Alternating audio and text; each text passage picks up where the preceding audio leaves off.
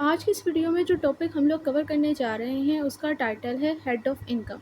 यानी कि इस वीडियो में हम लोगों ने कवर करना है कि according to income tax ordinance 2001 total कितने हेड ऑफ इनकम हैं, या आप ये कह सकते हो कि वो कौन से सोर्स ऑफ इनकम है जो कि टैक्स पेयर को हासिल होते हैं और किन सोर्स ऑफ इनकम के ऊपर उसकी टैक्स लगता है अकॉर्डिंग टू दिस ऑर्डिनेंस। ये टॉपिक जो है हम लोगों ने इस वीडियो में कवर करना है। तो टोटल हेड ऑफ इनकम जो है इनकम टैक्स ऑर्डिनेंस 2001 के तहत वो टोटल 5 हैं। नंबर 1 है इनकम फ्रॉम सैलरी, सेकंड है इनकम फ्रॉम बिजनेस, थर्ड है income from property and number 4 income from capital and last में है इनकम फ्रॉम अदर सोर्सेज। तो टोटल 5 हेड ऑफ इनकम है इस ऑर्डिनेंस के अंदर डिस्कस किए गए हैं, जिन इनकम के ऊपर जो है वो टैक्स पेयर की according to this ordinance tax deduction होती है। और इन तमाम सोर्स ऑफ इनकम को जो है वो एक ही वीडियो में कवर करना इम्पॉसिबल है। लिहाजा आज की इस वीडियो में हम लोग जस्ट एक हेड ऑफ इनकम जो कि इनकम फ्रॉम प्रॉपर्टी है उसको कवर करेंगे, और बाकी जो फर्दर रिमेनिंग 4 इसके हेड ऑफ इनकम रह जाएंगे उन्हें हम फर्दर वीडियोस में कवर करेंगे। तो टॉपिक को स्टार्ट करते हैं। जो इनकम फ्रॉम प्रॉपर्टी है, इससे जो रिलेटेड प्रोविजन है ये है section 15 to 17 of income tax ordinance 2001। यानी सेक्शन 15 से 17 जो है इनकम टैक्स ऑर्डिनेंस 2001 का, वो इस एक head of income income from property से डील करता है,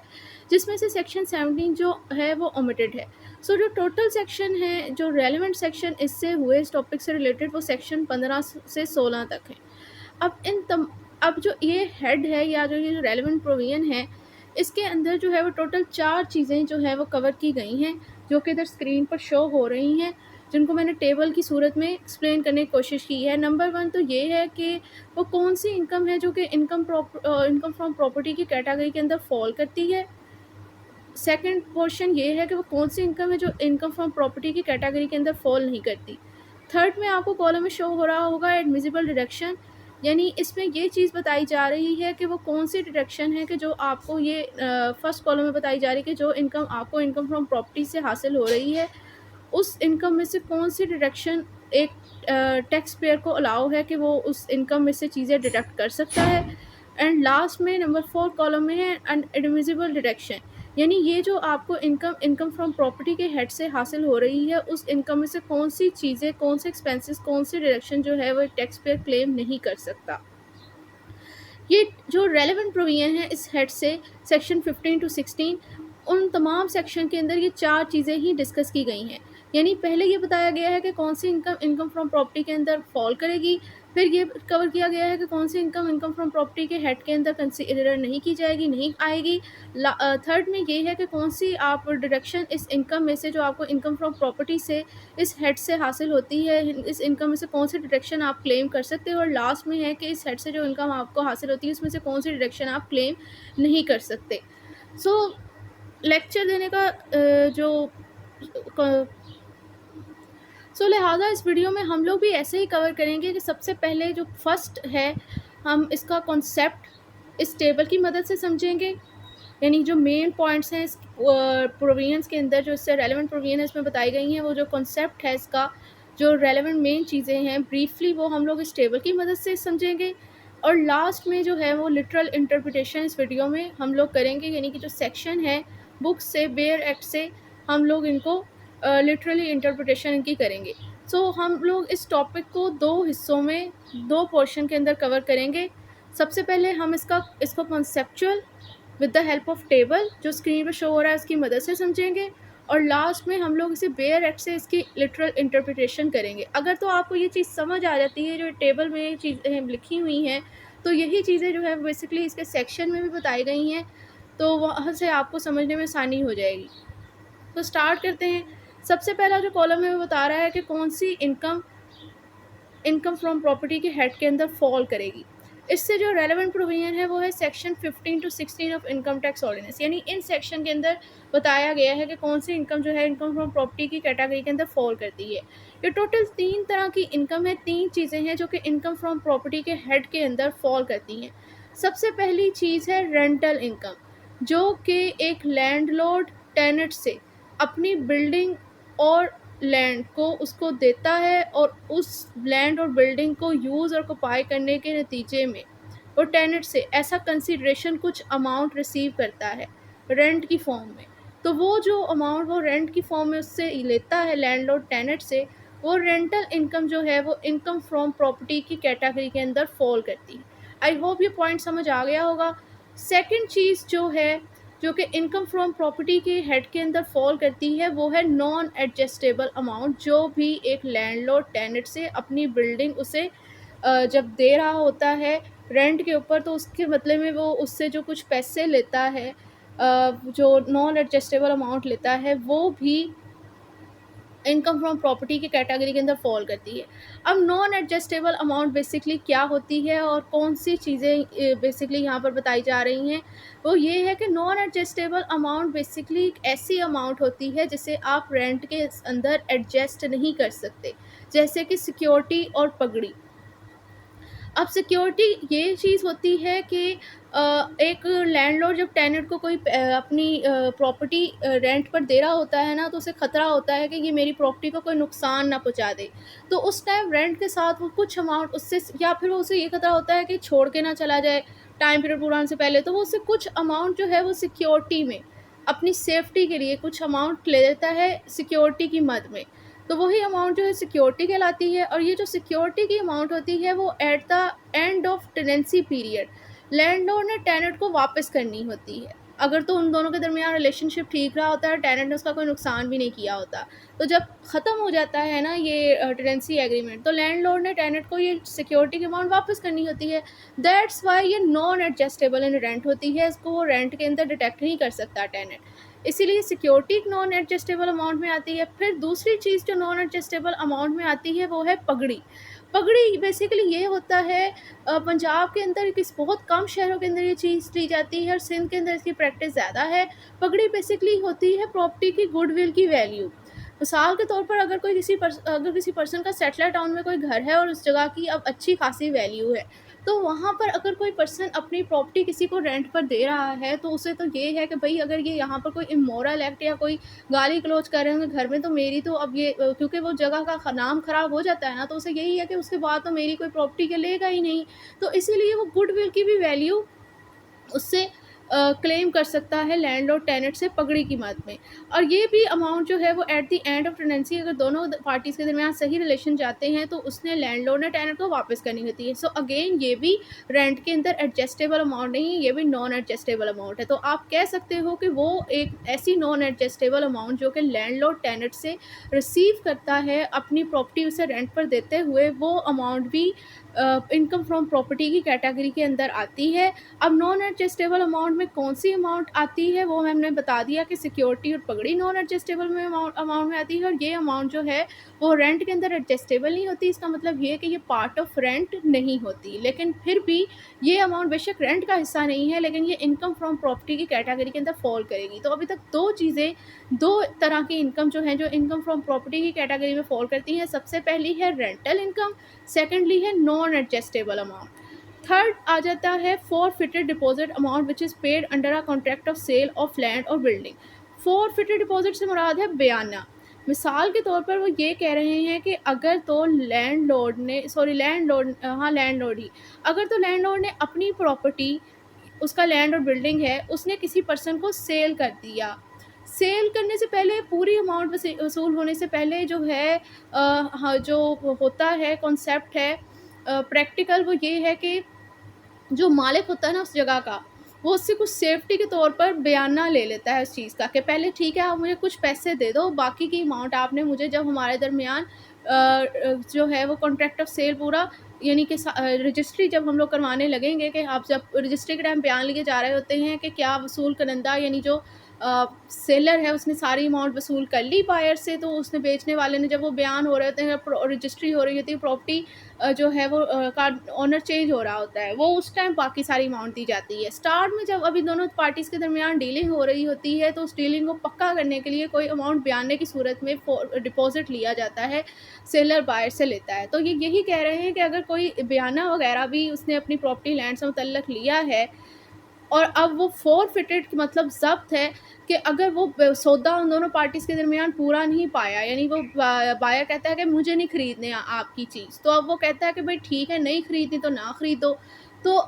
अब जो बयाना आपकी तरफ से मुझे आ गया है वो मैंने वापस नहीं करना, वो फॉरफिटेड डिपॉज़िट हो गया है। तो वो जो फॉरफिटेड डिपॉज़िट होता है वो भी इनकम फ्रॉम प्रॉपर्टी की कैटेगरी के अंदर आता है। तो आई होप ये पॉइंट भी क्लियर हो गया होगा कि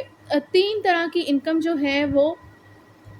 इनकम फ्रॉम प्रॉपर्टी की कैटेगरी के अंदर आती हैं। सबसे पहली ये कि जो लैंडलॉर्ड ने टेनेंट से अपनी प्रॉपर्टी उसे देने रेंट पर देने के लिए जो रेंट की मद में कोई अमाउंट वसूल की, वो रेंटल इनकम। दूसरी अमाउंट ये कि अगर लैंडलॉर्ड ने किसी बंदे को अपनी प्रॉपर्टी सेल आउट करनी थी लेकिन वो सेल पूरी नहीं हो पाती, तो जो कोई बयाना उसने उससे लिया हुआ था वो forfeited deposit income from property की कैटेगरी में आता है। लास्ट में ये कि जो उसने लैंडलॉर्ड ने टेनेंट को अपनी प्रॉपर्टी रेंट पर दी और उस टाइम उसने अपनी प्रॉपर्टी की सेफ्टी के लिए उससे कोई नॉन एडजस्टेबल अमाउंट यानी पगड़ी या सिक्योरिटी ली, तो वो अमाउंट भी इनकम फ्रॉम प्रॉपर्टी की कैटेगरी में आती है। तो आई होप ये जो पहला कॉलम है कि कौन सी इनकम फ्रॉम प्रॉपर्टी के हेड के अंदर फॉल करती है, ये अच्छे से क्लियर हो गया होगा। और ये सेक्शन 15 और 16 जो है इसी ऑर्डिनेंस का इससे डील करता है। अब आप लोगों ने घबराना नहीं है कि कौन सा टेबल स्टार्ट हो गया है, क्योंकि मैंने जो टेबल में वही पॉइंट्स लिखे हुए हैं जो कि आगे इसकी जब हम लोग सेक्शन पढ़ेंगे तो उसमें वही चीज़ें आपको पता चल जाएगा कि यही चीज़ें जो है वो बेसिकली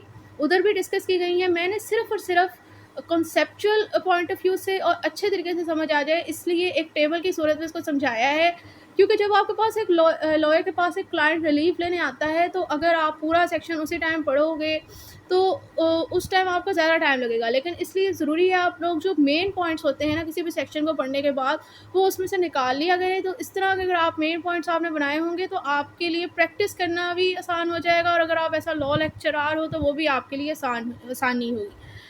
सो सेकंड कॉलम है कि वो ये बता रहे हैं कि कौन सी इनकम जो है वो इनकम फ्रॉम प्रॉपर्टी के हेड के अंदर फॉल नहीं करती। इससे जो रेलेवेंट प्रोविजन है वो है सेक्शन 15 से 16 ऑफ इनकम टैक्स ऑर्डिनेंस 2001। दो तरह की इनकम है जो कि इनकम फ्रॉम प्रॉपर्टी की कैटेगरी के अंदर फॉल नहीं करती। Number 1, income which is derived as a result of lease of building together with the plant and machinery. यानी अगर तो लैंडलॉर्ड ने टेनेंट को अपनी बिल्डिंग तो दी रेंट पर, लीज पर, और उसके साथ साथ उसने उसके बिल्डिंग में कोई प्लांट और मशीनरी थी वो भी उसने उसको दे दी, तो वो जो प्लांट और मशीनरी से मदद से जो उसे इनकम हासिल हो रही है वो इनकम फ्रॉम प्रॉपर्टी की कैटेगरी में नहीं आएगी। तो इस तरह आपको ये भी पता चल गया कि इनकम फ्रॉम प्रॉपर्टी की कैटेगरी में सिर्फ वही उसी प्रॉपर्टी की इनकम शामिल होगी जो कि इमूवेबल प्रॉपर्टी होगी। यानी अगर आप किसी को अपनी इमूवेबल प्रॉपर्टी जैसे कि लैंड और बिल्डिंग रेंट पर देते हो और उसकी आप कमाई वसूल कर रहे हो, इनकम ले रहे हो, तो वो तो इनकम फ्रॉम प्रॉपर्टी कैटेगरी में आ रही है। लेकिन इमूवेबल प्रॉपर्टी यानी बिल्डिंग थी, उसके साथ आप कोई मूवेबल प्रॉपर्टी यानी प्लांट और मशीनरी भी लीज पर दे रहे हो और उस मूवेबल प्रॉपर्टी की मद में भी आपको कुछ पैसे वसूल हो रहे हैं, तो वो इनकम फ्रॉम प्रॉपर्टी की कैटेगरी के अंदर नहीं आएगी। वो income basically income from other sources की कैटेगरी में आती है। सेकेंड पॉइंट है कि income which is derived as a result of utilities, amenities और the any other service connected to the rented building. यानी सिंपल है कि अगर एक लैंडलॉर्ड टेनेंट को अपनी कोई रेंटेड बिल्डिंग देता है और उस रेंटेड बिल्डिंग के साथ उसे कुछ यूटिलिटीज़, अमेनिटीज़ भी फैसिलिटीज़ ही होती हैं, यूटिलिटीज़ भी एक तरह की फैसिलिटीज़ ही होती हैं, कोई दूसरी सर्विस दे रहा है और उस यूटिलिटीज़, अमेनिटीज़ और दूसरी सर्विस के बदले में इससे टेनेंट से लैंडलॉर्ड को कुछ पैसे मिल रहे हैं, इनकम ड्राइव हो रही, तो वो इनकम भी इनकम फ्रॉम प्रॉपर्टी की कैटेगरी के अंदर फॉल नहीं करती। अगेन वो इनकम भी इनकम फ्रॉम अदर सोर्सेज की कैटेगरी में आएगी। अब ये यूटिलिटीज़, अमेनिटीज़ और अदर सर्विसेज हैं क्या? बेसिकली यूटिलिटीज़ मतलब ये कि अगर तो आपने किसी को अपनी बिल्डिंग रेंट पर दी और उसके साथ आपने उसे सुई गैस और इलेक्ट्रिसिटी का कनेक्शन जो है, मीटर आपका है, वो अभी आपने उसे कहा कि आपने अपना नहीं लगवाना, ये जो मेरे नाम पे है ना लगा हुआ मीटर, वही आपने भी इस्तेमाल करना है। पर ये है कि बिल में वो कहता है कि थोड़ी सी कंट्रीब्यूशन करना, तो वो जो बिल के अंदर वो आपसे टेनेंट से कंट्रीब्यूशन करवा रहा है और वो पे कर रहा है, इसकी मद में भी कुछ वो आपका बिजली का, गैस का मीटर इस्तेमाल करने के कुछ पैसे आपको दे रहा है, रेंट में वो पैसे भी शामिल हैं। तो ये जो है ना अमाउंट, वो वो इनकम फ्रॉम प्रॉपर्टी कैटेगरी में नहीं आएगा, वो इनकम जो है income from other source category में आएगी। अमेनिटीज़ ये है कि मिसाल के तौर पर उस पर्सन ने कि घर में कोई स्विमिंग पूल है, सोलर सिस्टम लगा हुआ है या फ्री का नेट है, या जो है वो फुली फर्नीचर है, फुली फर्निश्ड घर है, उसने उसको दिया है और उसके बदले में उससे कुछ पैसे वगैरह ले रहा है, तो वो भी अमाउंट जो है वो इनकम फ्रॉम प्रॉपर्टी में नहीं, इनकम फ्रॉम अदर सोर्सेज की कैटेगरी में आएगी, और सर्विसेज में भी यही सारी चीज़ें आ जाती है। तो आई होप ये कॉलम भी क्लियर हो गया होगा। तो अभी तक जो है दो कॉलम हमने पढ़ ली है कि कौन सी इनकम इनकम फ्रॉम प्रॉपर्टी की हेड में फॉल करेगी और कौन सी इनकम इनकम प्रॉपर्टी के हेड में फॉल नहीं करेगी। अब जो उसका थर्ड कॉलम है वो ज़रा बड़ा है और फोर वाला ज़रा स्मॉल है, तो फोर वाले की तरफ पहले चलते हैं, थर्ड को लास्ट में करेंगे। जो नंबर फोर कॉलम है वो कहता है कि अनएडमिसिबल डिडक्शन, रेलिवेंट प्रोविजन इससे सेक्शन 15 है इसी ऑर्डिनेंस का, कि कौन सी डिडक्शन है, कौन से एक्सपेंसेस हैं जो कि आपको ये जो इनकम हासिल हो रही है इनकम फ्रॉम प्रॉपर्टी के हेड में, उसमें से आप क्लेम नहीं कर सकते। तो इसमें बताया गया है कि वो चीज़ें जो कि सेक्शन 21 जो है इनकम टैक्स ऑर्डिनेंस का, उसमें बताई गई है ना, जिसका टाइटल भी यही है कि अनक्लेम डिडक्शन, कि कौन सी डिडक्शन हम लोग क्लेम नहीं कर सकते। लास्ट में ये बताया जा रहा है कि कौन सी डिडक्शन जो आपको इनकम फॉर प्रॉपर्टी की हेड से हासिल होती है उसमें आप लोग नहीं क्लेम कर सकते। तो सेम है कि जो डिडक्शन सेक्शन 21 इस ऑर्डिनेंस के सेक्शन 21 के अंदर बताई गई हैं कि जो डिडक्शन आप लोग क्लेम नहीं कर सकते, सेम यही है कि वही डिडक्शन आप इनकम फ्रॉम प्रॉपर्टी के हेड से जो आपको इनकम हासिल होती है उसमें भी वही डिडक्शन क्लेम नहीं कर सकते। अब जो ये सेक्शन 21 है, जब हम लोग इनकम फ्रॉम बिजनेस को पढ़ेंगे तो ये उसमें ये हम लोग कवर करेंगे सेक्शन। बेसिकली यहाँ पर मैं सिंपल आपको बता दूँगी, इस सेक्शन के अंदर ये चीज़ें डिस्कस की गई हैं। मिसाल के तौर पर अगर कोई आप इंटरटेनमेंट एक्सपेंसेस करते हो तो वो आप डिडक्शन में क्लेम नहीं कर सकते। इसी तरह अगर कोई आप पेनल्टी या फ़ाइन आपको, जैसे कोई रोड जो है वो आप कोई सिग्नल वगैरह ब्रेक कर देते हो तो जो आपका चालान वगैरह जैसे कोई कट जाता है, कोई पेनल्टी या फ़ाइन, आपको जुर्माना, किसी भी कैटेगरी में आप लोगों ने कोई लॉ ब्रेक किया है, तो अब वो जो फ़ाइन या जुर्माने की अमाउंट है वो आप जो है वो डिडक्शन में क्लेम नहीं कर सकते। मिसाल के तौर पर आपका जो टेनेंट है वो अगर कोई सिग्नल ब्रेक कर देता है और उससे कोई चालान हो जाता है, तो आप अपने उस टेनेंट की मद में जो उसको चालान हुआ है, वो चालान जो है वो आप अपनी ये जो इनकम फ्रॉम प्रॉपर्टी से आपको इनकम हासिल हो रही है, वो चालान आप डिडक्शन में क्लेम नहीं कर सकते। अब आ जाते हैं इसके थर्ड कॉलम की तरफ, जो कि ज़रा इम्पोर्टेंट भी है, मेन भी है, जो कि ये बता रहा है कि कौन सी डिडक्शन जो कि आपको ये इनकम फ्रॉम प्रॉपर्टी के हेड से जो इनकम हासिल होती है, उस इनकम में से कौन सी ऐसे एक्सपेंसेस है, कौन सी ऐसी डिडक्शन है जो कि एक टैक्स पेयर जो है वो क्लेम कर सकता है।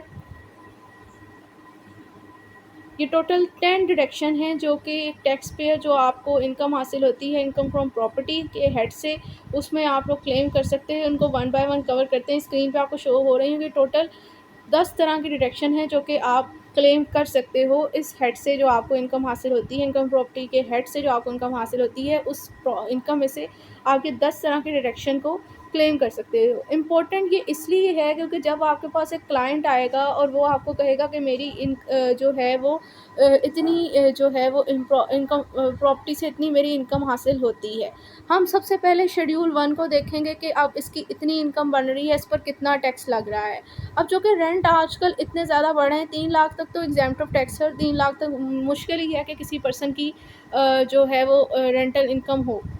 उससे ज़्यादा ही होती है। अब जो कि ज़्यादा होने की वजह से उस पर ज़्यादा होने की वजह से उस पर टैक्स लगेगा, और टैक्स जो है वो किसी भी क्लाइंट ने पे नहीं करना होता, और वैसे भी हमें एडमिटेड इनकम टैक्स रिटर्न जमा करने के लिए ज़ीरो करने की ज़रूरत होती है। तो उसको ज़ीरो करने के लिए अब जो चीज़ें काम आएंगी एक वकील के, वो बेसिकली एडमिसिबल डिडक्शन ही है। हम लोग देखेंगे कि हम जो इसकी इनकम फ्रॉम प्रॉपर्टी बन रही है उसको कैसे रिड्यूस कर सकते हैं। वो रिड्यूस हम लोग करेंगे इन डिडक्शन की मदद से, कि कानून में बेसिकली इसे कहाँ रिलीफ दिया गया है, कहाँ इसको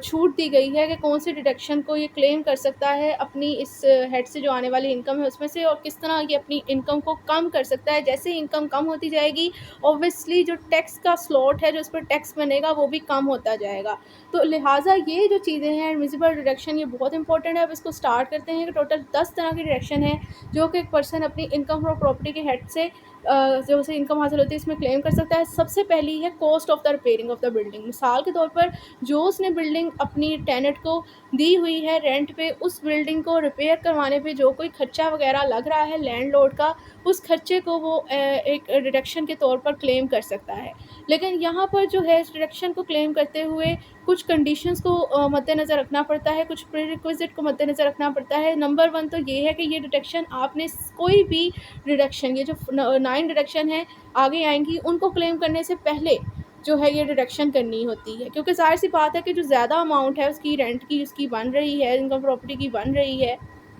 उसमें से पहले अगर ये निकाल लेगा तो उसको फ़ायदा ही है। अगर को बाकी खर्चे निकालने के बाद निकालेगा तो फिर से नुकसान है। और दूसरी रिक्वायरमेंट ये है, कंडीशन पूरी करनी पड़ती है कि ये जो आप डिडक्शन आपको क्लेम आप कर सकते हो वो 1/5 है। यानी कि जितना आपका टैक्स है ना, टैक्स चार्जेबल है, यानी कि जितनी इनकम पर आपको टैक्स लग रहा है उस चार्जेबल टैक्स का जो है वो टोटल 1/5% जो है वो आप cost of repairing of the building की मद में ऐसा डिडक्शन क्लेम कर सकते हो। मिसाल के तौर पर आपका जो है वो अगर आपका जो है वो अगर 5 लाख रेंट है, 5 लाख आपका इनकम बन रही है इनकम प्रॉपर्टी से, तो उसमें आप जो है कॉस्ट ऑफ रिपेयरिंग की बिल्डिंग में से 5 लाख का 1/5 जो है वो 1 लाख होगा। 1 लाख जो है वो डिडक्शन के तौर पर cost of repairing of building के तौर पर क्लेम कर सकते हो। और पहले इसे क्लेम करने का आपको फ़ायदा यही होगा कि आपने से पहले क्लेम इसलिए करना होता है क्योंकि देखें, अगर मैं कोई पहले कोई बाद में कोई खर्चा निकाल दूँ, ये जो आगे डिडक्शन आ रही है उनको निकालूंगी तो वो 5 लाख में से कम हो गई। अब उस अमाउंट का 1/5 कम बनेगा, मुझे तो कोई फ़ायदा ही नहीं हुआ। लिहाजा इसलिए मुझे इसको पहले अगर मैं करूँगी इसे 5 लाख में पहले मैं 1/5 निकाल लूँगी तो मुझे 1 लाख की डिडक्शन करने का फ़ायदा हो रहा है। तो लिहाजा ये डिडक्शन आपने किसी भी डिडक्शन को क्लेम करने से पहले करनी होती है। आई होप ये पॉइंट समझ आ गया होगा। नेक्स्ट जो डिडक्शन आप लोग क्लेम कर सकते हो वो है इंश्योरेंस की अमाउंट। प्रीमियम भी उसे कहते हैं, प्रीमियम या कोई इंश्योरेंस की अमाउंट जो कि एक लैंडलॉर्ड ने अपनी प्रॉपर्टी की मद में या तो पे कर दी होती है या उसने पे करनी होती है, वो इंश्योरेंस की अमाउंट भी वो ऐसा डिडक्शन क्लेम कर सकता है। जैसे मिसाल के तौर पर लोगों ने अपनी इंश्योरेंस करवाई होती है चीज़ों की कि अगर तो मेरी इस प्रॉपर्टी को, लोगों ने लाइफ इंश्योरेंस भी कराई होती है जो कि अगर मैं किसी नागहानी एक्सीडेंट में मेरी मौत हो जाती है तो अब इस सिचुएशन में मेरी जो है वो मेरे मरने के बाद मेरे जो बेनिफिशरी हैं जो इंश्योरेंस के, उनको पैसे मिलेंगे। इसी तरह जो है लोगों ने अपनी जायदादों की भी इंश्योरेंस करवाई होती है कि मिसाल के तौर पर जो बिल्डिंग उसने रेंट पे दी है उसको कोई हादसा हो जाता है, उसमें आग लग जाती है या वो टूट जाती है, डिमोलिश हो जाती है, गिर जाएगी अगर, तो इसकी इंश्योरेंस करवा के उसने रखी फॉर सेफ्टी पर्पज़ के, इसके बदले में मुझे कुछ पैसे मिलेंगे। तो वो कह रहे हैं कि यहाँ पर भी अगर किसी पर्सन ने इंश्योरेंस करवा के रखी हुई थी अपनी इस बिल्डिंग की, तो उस इंश्योरेंस की अमाउंट में मद में जो उसने कोई पैसे वगैरह दिए हैं या देने हैं वो भी वो ऐसा डिडक्शन क्लेम कर सकता है। थर्ड है ग्राउंड रेंट, जो कि एक लैंडलॉर्ड ने अपनी प्रॉपर्टी से मुतल्लक या तो पे कर दिया होता है या करना होता है, तो वो ग्राउंड रेंट भी वो डिडक्शन के तौर पर क्लेम कर सकता है। अब ग्राउंड रेंट क्या होता है? ग्राउंड रेंट बेसिकली होता है rent in respect of land, मतलब जो आपने लैंड के लिए जो रेंट पे कर रहे होते हैं उसे हम ग्राउंड रेंट कहते हैं। इसको एग्जांपल से समझते हैं कि मिसाल के तौर पर एक लैंड है, वो लैंड जो है वो लैंडलॉर्ड की अपनी नहीं है, लेकिन उसके ऊपर जो कंस्ट्रक्शन हुई है, जो उसने मलबा इमारत बनाई हुई, बिल्डिंग बनाई हुई है, जो उसने रेंट पर दी हुई है, वो उसकी अपनी है, लैंड उसकी अपनी नहीं है। तो अब बिल्डिंग का तो वो मालिक है, लेकिन वो ग्राउंड का जिसके ऊपर वो बिल्डिंग एग्जिस्ट कर रही है वो उसका मालिक नहीं है। तो अब उस लैंड के लिए भी उसे कुछ, क्योंकि उसके ऊपर उसकी बिल्डिंग जो खड़ी हुई है तो उसके लिए उसे कुछ पैसे वगैरह पे करने पड़ते हैं, उन जो पैसों को वो पे करता है उसे हम ग्राउंड रेंट कहते हैं। तो ये भी बता रहे हैं कि वो ग्राउंड रेंट भी वो ऐसा डिडक्शन क्लेम कर सकता है। नंबर 4 है कि जो आप गवर्नमेंट को, लोकल अथॉरिटी को या कोई गवर्नमेंट को कोई टैक्स वगैरह पे करते हो अपनी जो प्रॉपर्टी से मुतल्लक या जो प्रॉपर्टी से आपको रेंट हासिल हो रहा है उससे मुतल्लक, जो आप गवर्नमेंट या लोकल अथॉरिटी के टैक्स जो है वो पे करते हो, वो भी आप डिडक्शन के तौर पर क्लेम कर सकते हैं। इसकी बेहतरीन एग्जांपल ये है कि ये जो फेडरल एक्साइज ड्यूटी है या जो प्रॉपर्टी टैक्स के नोटिस आते हैं लोगों को, ये बेसिकली गवर्नमेंट के टैक्स होते हैं, लोकल अथॉरिटी के टैक्स होते हैं, जो आप अपनी यानी कि जो अपनी प्रॉपर्टी से मतलब या उससे जो आपको रेंट हासिल हो रहा है उससे मतलब जो आप टैक्स वगैरह पे करते हो, वो टैक्सेस भी जो है वो आप ऐसा डिडक्शन क्लेम कर सकते हो। नंबर 5 है लीगल एक्सपेंडिचर की मद में भी अगर आपका कोई एक्सपेंसेस हो जाता है तो वो भी आप डिडक्शन के तौर पर क्लेम कर सकते हो। नंबर 5 है लीगल एक्सपेंडिचर। मिसाल के तौर पर ये यहाँ पर ये बताया गया है इन सेक्शन के अंदर कि अगर एक लैंडलॉर्ड का जो प्रॉपर्टी उसने रेंट पर दी उस प्रॉपर्टी के टाइटल से मुतल्लिक यानी ओनरशिप से मुतल्लिक उसका कोई मुकदमा वगैरह चल रहा है कोर्ट के अंदर, और अब उस मुकदमे में जो भी उसके लीगल एक्सपेंसेस हो रहे हैं वो ऐसा डिडक्शन क्लेम कर सकता है। या फिर जिस प्रॉपर्टी को उसने रेंट पर दिया हुआ है उसी से मुतल्लिक कोई ऐसा मुकदमा चल रहा है जो उसका उस मुकदमे का उस प्रॉपर्टी पर जो कि उसने रेंट पर दी है उस पर कोई इफेक्ट है,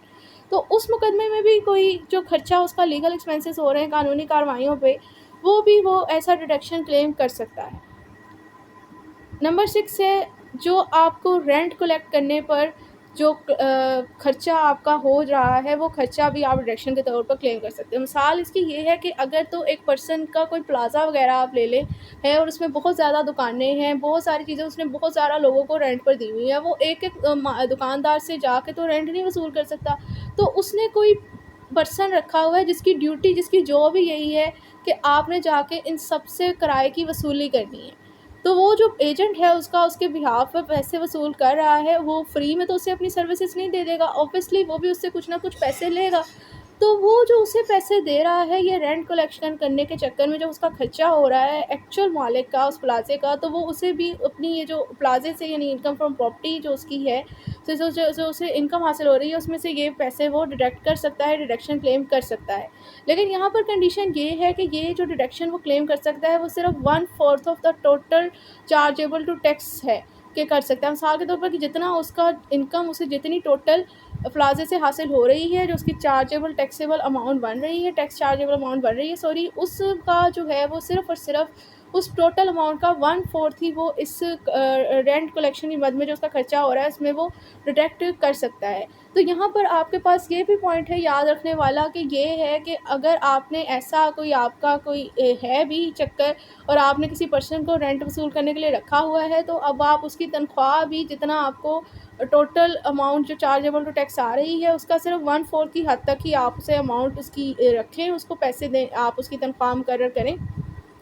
क्योंकि आप सिर्फ उतनी डिडक्शन क्लेम कर सकते हो। अगर तो आप उसकी ज़्यादा तनख्वाह रखोगे, जैसे कि 1/6 अगर बना के रख लोगे, तो आपको तो कोई फ़ायदा ही नहीं है, क्योंकि आप तो उतनी डिडक्शन क्लेम कर ही नहीं सकते, वो तो फिर आपको घाटे में चीज़ जाएगी। इसकी एग्जांपल ये है कि मिसाल के तौर पर अगर टोटल रेंट फ़र्ज़ कर लें उस पर्सन को जो है प्लाज़े से हासिल हो रहा था 40 लाख का, तो 40 लाख का जो 1/4% बनेगा, 5 सिफ़र होते हैं, हाँ 4 लाख तक जो है वो उस बंदे को तनख्वाह दे सकता है, यानी 4 लाख की वो यहाँ पर डिडक्शन भी क्लेम कर सकता है वो। तो आई होप ये पॉइंट क्लियर हो गया होगा। नंबर 7 जो डिडक्शन आप क्लेम कर सकते हो इनकम फ्रॉम प्रॉपर्टी के हेड से जो आपको इनकम हासिल होती है उसकी मद में, वो है अनपेड रेंट। यानी कि अगर तो आपने प्रॉपर्टी तो रेंट पर दी टेनेंट को, लेकिन टेनेंट आपको पैसे ही नहीं दे रहा, रेंट ही नहीं दे रहा, आपका रेंट ही रिकवरेबल हो गया है, तो अब आपको पैसे ही नहीं मिल रहे, तो आप अब जो है वो आप कैसे जो है वो टैक्स वगैरह पे करोगे, आप पर टैक्स कैसे लगेगा? तो अब आप ये करते हो कि आप जो है वो जो अनपेड रेंट है ना, या वो हो सकता है कि आपको कुछ रेंट दे दे कुछ ना दे, तो अब ये जो अनपेड रेंट होगा आपका वो भी आप डिडक्शन के तौर पर क्लेम कर सकते हो। नंबर 8 है प्रॉफिट ऑन बोरोड अमाउंट। यानी आपने कोई पैसे किसी से उधार लिए, अब वो उधार भी उसने आपको फ्री में तो नहीं दे दिए, अब वो आपसे उस उधार के ऊपर एक तरह से देखा जाए तो सूद ले रहा है, प्रॉफिट लेगा वो आपसे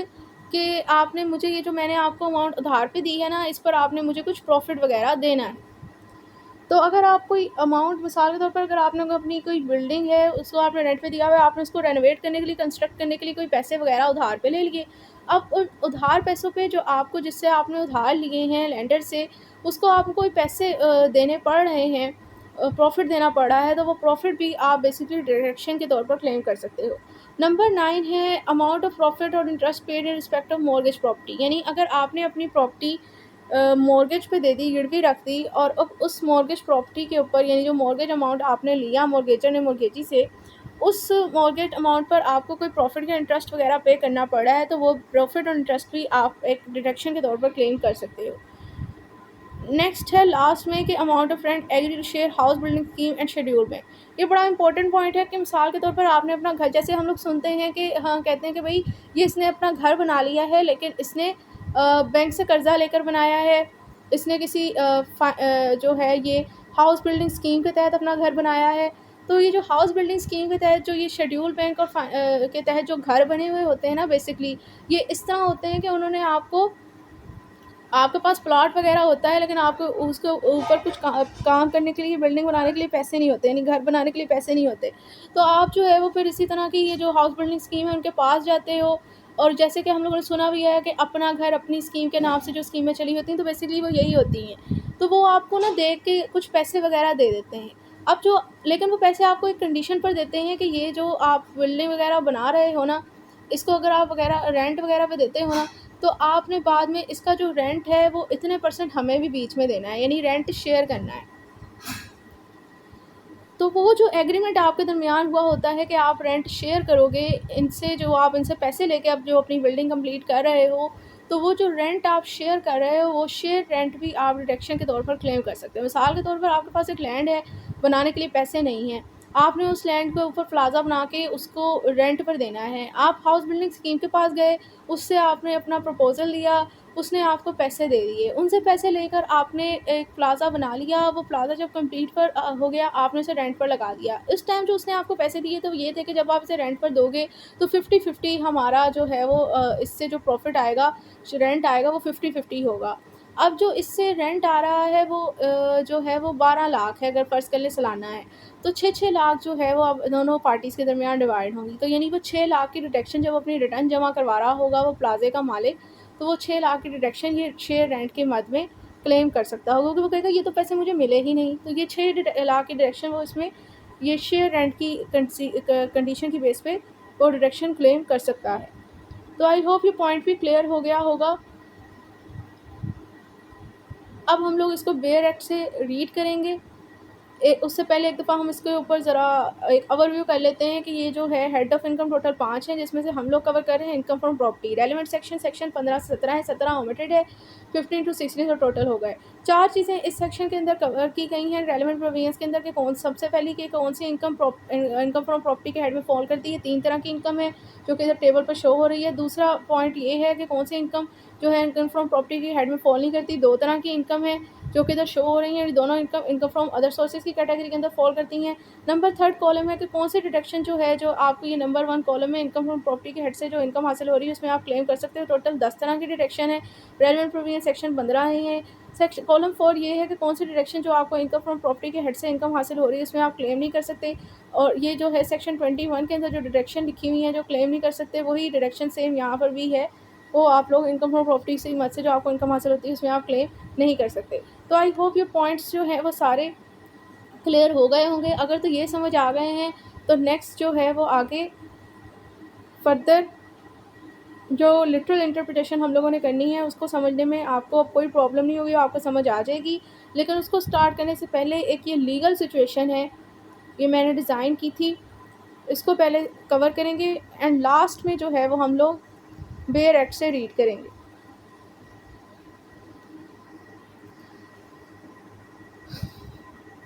लीगल सिचुएशन यहाँ पर ये है कि मिसाल के तौर पर एक मिस्टर यूसुफ हैं, उन्होंने 2018 में एक 10 मरले का प्लॉट ख़रीदा। 35 लाख की कॉस्ट पे उन्होंने प्लॉट ख़रीदा, लेकिन उस टाइम उनके पास फाइनेंस नहीं थे, पैसे नहीं थे, लिहाजा वो उस प्लॉट को कंस्ट्रक्ट नहीं कर सकते थे, यानी वो इस पर एक बिल्डिंग नहीं बना सकते थे। तो लिहाजा उन्होंने 50 लाख का कर्ज़ा लिया, लोन लिया, फाइनेंस लिया एक हाउस बिल्डिंग फाइनेंस कॉरपोरेशन से, इन टर्म्स और कंडीशन पे कि जब ये प्लाज़ा बन जाएगा, जब ये मैं बिल्डिंग बना लूँगा तो मैं और ये जो है वो हम आपस में रेंट शेयर करेंगे 70-30 की रेशो पर, यानी कि 70% मिस्टर यूसुफ का होगा और 30% जो इस बिल्डिंग से रेंट हासिल होगा वो इस हाउस बिल्डिंग स्कीम का होगा। जो लिहाजा जैसे ही मिस्टर यूसुफ को फाइनेंस रिसीव हुआ, उन्होंने इस पर कंस्ट्रक्शन स्टार्ट कर दी इस प्लॉट को, और इसे एक सहर अंगेज़ इंचांटिंग बिल्डिंग में कन्वर्ट कर दिया। ऑन 24/2/2023 यानी 24 फरवरी 2023 में उनका ये बिल्डिंग बनकर तैयार हो गई। इसी सेम डेट पे उन्होंने अपनी इस बिल्डिंग के लिए एक इंश्योरेंस पॉलिसी भी ख़रीद ली 4 लाख की प्राइस पे। अब 1 जुलाई 2023 को मिस्टर यूसुफ ने अपना जो ये बिल्डिंग तैयार हुई उसका ओवरऑल बिल्डिंग नहीं, जस्ट उसका अपर पोर्शन जो है वो मिस्टर जैन को दे दिया महाना रेंट पर, जिसका महाना रेंट उन दोनों पार्टीज़ के दरमियान फ़िक्स हुआ कि 1 लाख मिस्टर जैन ने मिस्टर यूसुफ को देना है। अब ये जो बिल्डिंग का अपर पोर्शन मिस्टर यूसुफ ने मिस्टर जैन को दिया, वो उनको अपनी इलेक्ट्रिसिटी और सुई गैस के कनेक्शन के साथ भी दिया, यानी कि ये जो 1 लाख के रेंट है उसमें ये जो यूटिलिटीज़ वगैरह का बिल, यूटिलिटीज़ की सर्विसेज भी उन्होंने साथ ही उनको दी, यानी ये यूटिलिटीज़ की जो भी जो पैसे हैं वो भी इसी 1 लाख के अंदर शामिल हैं। अब जो एनुअल बिल आया है, एनुअल बिल इन दोनों यूटिलिटी सर्विस का जो है वो मिस्टर यूसुफ के पास वो है 1,40,000 का इनका आया। अब मिस्टर यूसुफ जो है वो एक रिटायर्ड पर्सन है और इनका कोई दूसरा सोर्स ऑफ इनकम नहीं है, सिवाय ये कि ये एक तो इनको पेंशन आती है जो कि माहाना 50,000 है, और इसके अलावा जो है इनकी ये रेंटल इनकम है जो कि ऊपर से इनको जो बिल्डिंग डिस्कस की है यहाँ से इन्हें हासिल हो रही है। और एसेट्स में यानी जो प्रॉपर्टी वगैरह में मिस्टर यूसुफ के पास जो है वो जस्ट एक ये बिल्डिंग ही है या एक सुजुकी कार है, और इनके पास कुछ नहीं है। अब मिस्टर यूसुफ जो है वो फाइलर बनना चाहते हैं, इस पर्पज़ के लिए उन्हें रिटर्न जमा करवानी पड़ेगी, लिहाजा वो अपनी रिटर्न सबमिट करवाना चाहते हैं। अब आपके पास फ़र्ज़ करें वो आए हैं, आप एक टैक्स कंसल्टेंट हो, तो आप अब इनकी रिटर्न सबमिट करने में, इन्हें फाइलर करने में इनकी किस तरह मदद करेंगे, आप इनकी मदद करें। ये अब ये लीगल सिचुएशन है, ये मैंने बनाई ही इसीलिए है ताकि ये जो आप सेक्शन पढ़ रहे हैं, जब आप प्रैक्टिस करें, प्रैक्टिकल पॉइंट ऑफ व्यू से आएँ, तो आपको इस सेक्शन पढ़ने का कोई फ़ायदा हो। ये अब हम लोग सिचुएशन कवर करेंगे तो आपको काफ़ी हद तक ये सेक्शन क्लियर हो जाएंगे। जो फैक्ट्स जो हैं वो बेसिकली, अब जो लीगल सिचुएशन को एक सॉल्व करने का तरीका होता है ना, वो सॉल्व करने का तरीका होता है, एक टेक्निक है आयरिक। आयरिक मतलब, IRAC stand for issue, R stand for rules, A stand for analysis and C stand for conclusion. यानी जब भी आपने कोई लीगल सिचुएशन सॉल्व करनी है तो आपने इस आयरिक टेक्निक के तहत ही सॉल्व करनी होती है। सबसे पहले ये जो आपके पास सिचुएशन है, हम लोगों ने इसमें से इशू निकालने होते हैं। सबसे पहले बेसिकली हम लोगों ने फैक्ट्स निकालने होते हैं, उस फैक्ट्स को निकालने के बाद हम लोगों ने इशू निकालने होते हैं। इशू के बाद फिर हम लोगों ने रूल्स जो कि इस सिचुएशन पे अप्लाई होंगे वो बताने होते हैं। लास्ट में जो है, सेकंड लास्ट में हम लोगों ने इसका एनालिसिस करना होता है कि, और लास्ट में हम लोगों ने कंक्लूजन ड्राइव करना होता है। तो स्टार्ट करते हैं। जो फैक्ट्स अगर हम देखें इस अबव सिचुएशन के, वो ये हैं कि इनका सोर्स ऑफ इनकम जो है, एक तो रेंटल इनकम है और एक पेंशन है।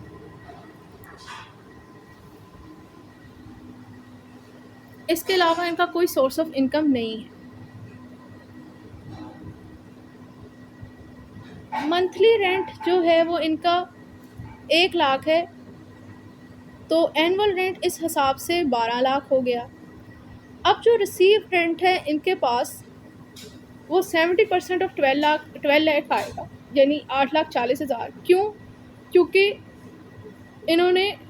जिनसे पैसा लेके ये बिल्डिंग बनाई है उनके साथ इनका एग्रीमेंट हुआ है कि मैंने आपको रेंट शेयर करना है 30%। तो 30% यानी कि 3,36,000 तो इनका चला जाएगा, डिडक्शन में क्लेम हो जाएगा। इनको जो एक्चुअल में रेंट रिसीव हुआ है वो 8,40,000 ही है मिस्टर यूसुफ को, यानी 8,40,000 पर इनका टैक्स बनेगा। और जो रेंट शेयर हो गया वो 3,60,000 का हो गया। जो सुई गैस और इलेक्ट्रिसिटी का बिल इनका आया वो 1,40,000 का है। इंश्योरेंस की अमाउंट यहाँ पर 4 लाख है, और जो पेंशन की अमाउंट जो है वो एनुअली इनकी बनी वो 6 लाख में। एसेट इनके पास जो है वो सुजुकी कार और बिल्डिंग। इशू यहाँ पर ये है कि हम लोगों ने इनकी फाइलर करना है और इनकी रिटर्न जमा करवानी है। रूल्स इससे रिलेटेड सेक्शन 15 to 16 हैं, यानी ये जो ऊपर हम लोगों ने सेक्शन कवर की है वही इससे रेलेवेंट प्रोविजन है। एनालिसिस की अगर हम बात करें तो आप लोग हम लोगों ने इसकी रिटर्न सबमिट करवानी है मिस्टर यूसुफ की, तो रिटर्न कभी भी बगैर वेल स्टेटमेंट की जमा नहीं होती। तो हम लोगों ने सबसे पहले इनसे जो इन्फॉर्मेशन लेनी थी वो फैक्ट्स के अंदर ही बताई गई है, यही इन्फॉर्मेशन हम लोगों ने इनसे ले ली। अब जब हम लोगों ने इनकी रिटर्न जमा करवानी है तो सबसे पहले रिटर्न में हम लोगों ने देखना है कि इनका सोर्स ऑफ इनकम क्या है। सोर्स ऑफ इनकम इनका था रेंटल इनकम और पेंशन था। पेंशन के हवाले से अब 2 पॉइंट ऑफ व्यू हैं। पेंशन जो है, अगर तो आपको यानी इनकम टैक्स ऑर्डिनेंस के अंदर पेंशन के हवाले से 2 पॉइंट ऑफ व्यू हैं कि अगर तो पेंशन आपको आपकी एम्प्लॉयर की तरफ से रिसीव हो रही है, तो यानी अगर सैलरी आप एक मुलाजिम बंदे थे, सैलरी पेशा बंदे थे, अब अगर आप रिटायर हो गए और एम्प्लॉयर की तरफ से अगर आपको कोई पैसे वसूल हो रहे हैं, यानी आपका रिटायरमेंट बेनिफिट पेंशन आपको हासिल हो रही है, तो वो पेंशन, एक पेंशन तो एग्जेम्प्ट ऑफ टैक्स है, उस पर कोई टैक्स नहीं लगता।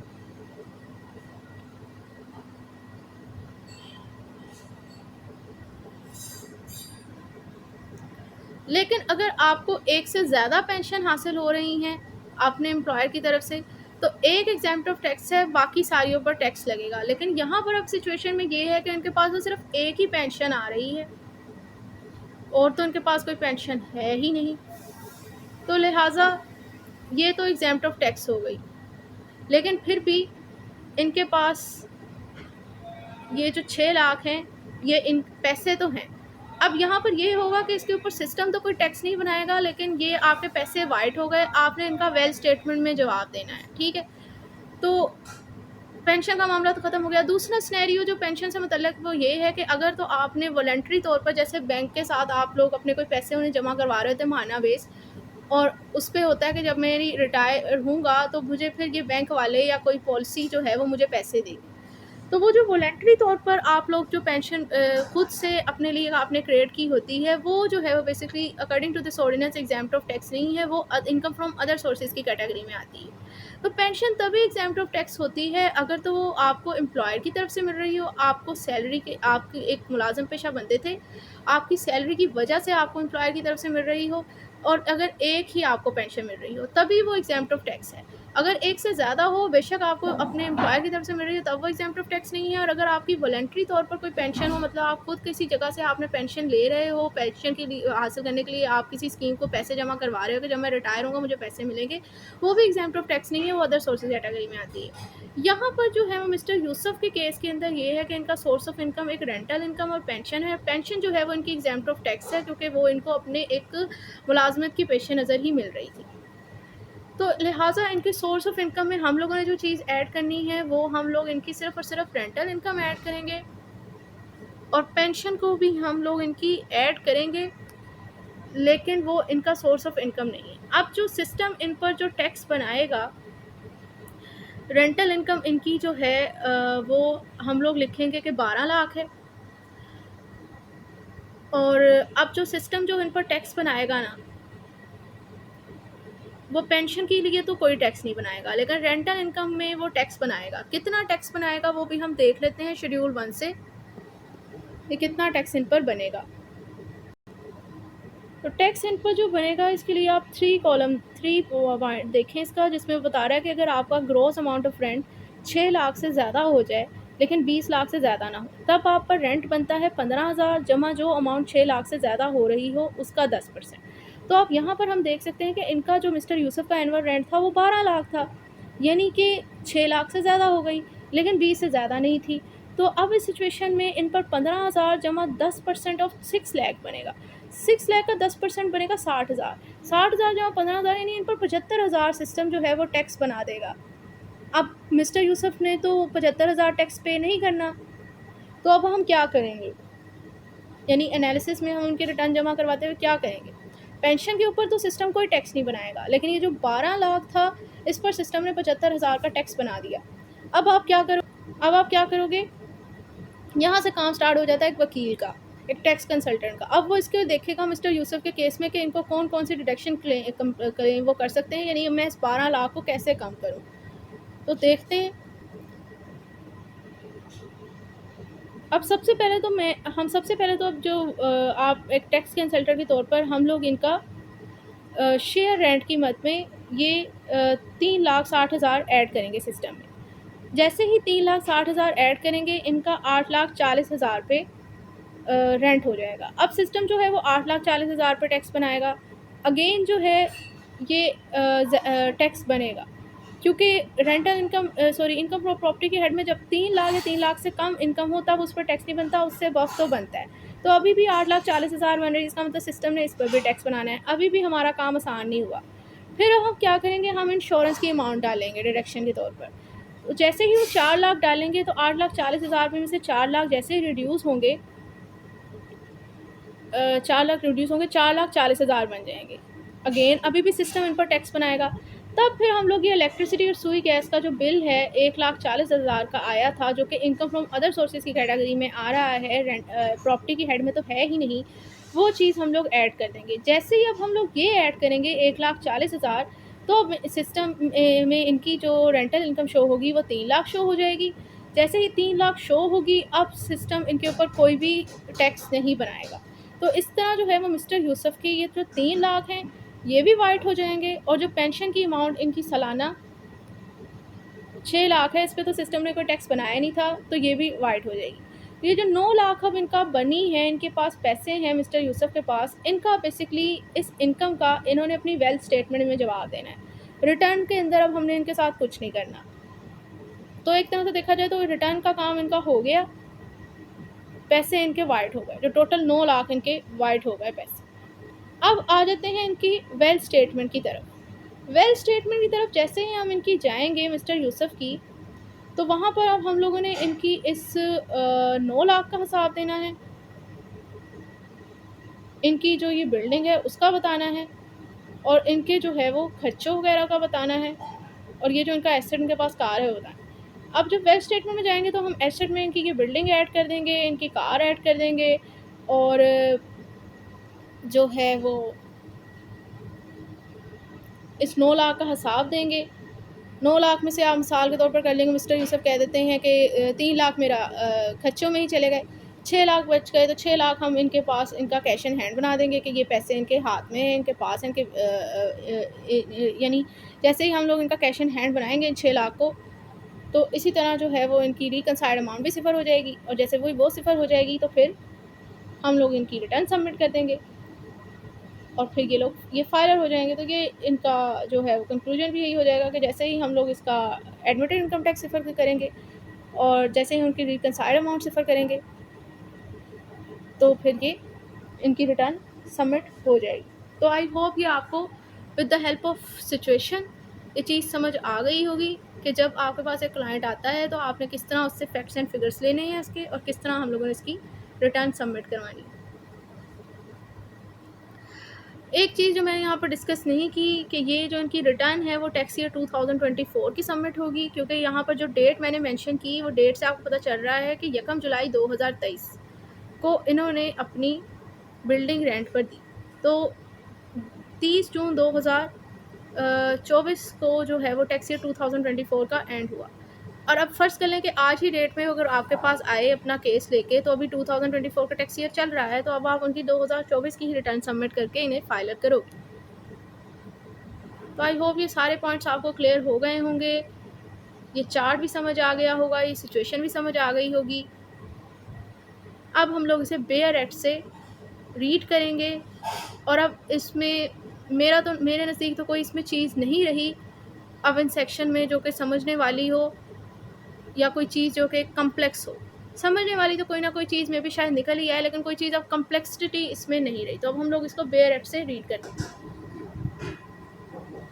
तो स्टार्ट करते हैं। Head of income, income from property, section 15 to 16 इससे डील करता है, 17 ओमिटेड है। सेक्शन 15 डील करता है इनकम फ्रॉम प्रॉपर्टी। नाम से जाहिर है कि इस सेक्शन में क्या चीज़ डिस्कस की गई है। इस सेक्शन में बेसिकली 2 चीज़ें कवर की गई हैं। नंबर 1 तो ये कि वो कौन सी इनकम है जो कि इनकम फ्रॉम प्रॉपर्टी के हेड में फॉल करेगी, एंड सेकेंडली ये चीज़ है कि कौन सी इनकम जो है वो इनकम फ्रॉम प्रॉपर्टी के हेड में फॉल नहीं करेगी। तो स्टार्ट करते हैं। Subsection 1 state that the rent receive और receivable by a person for a tax year.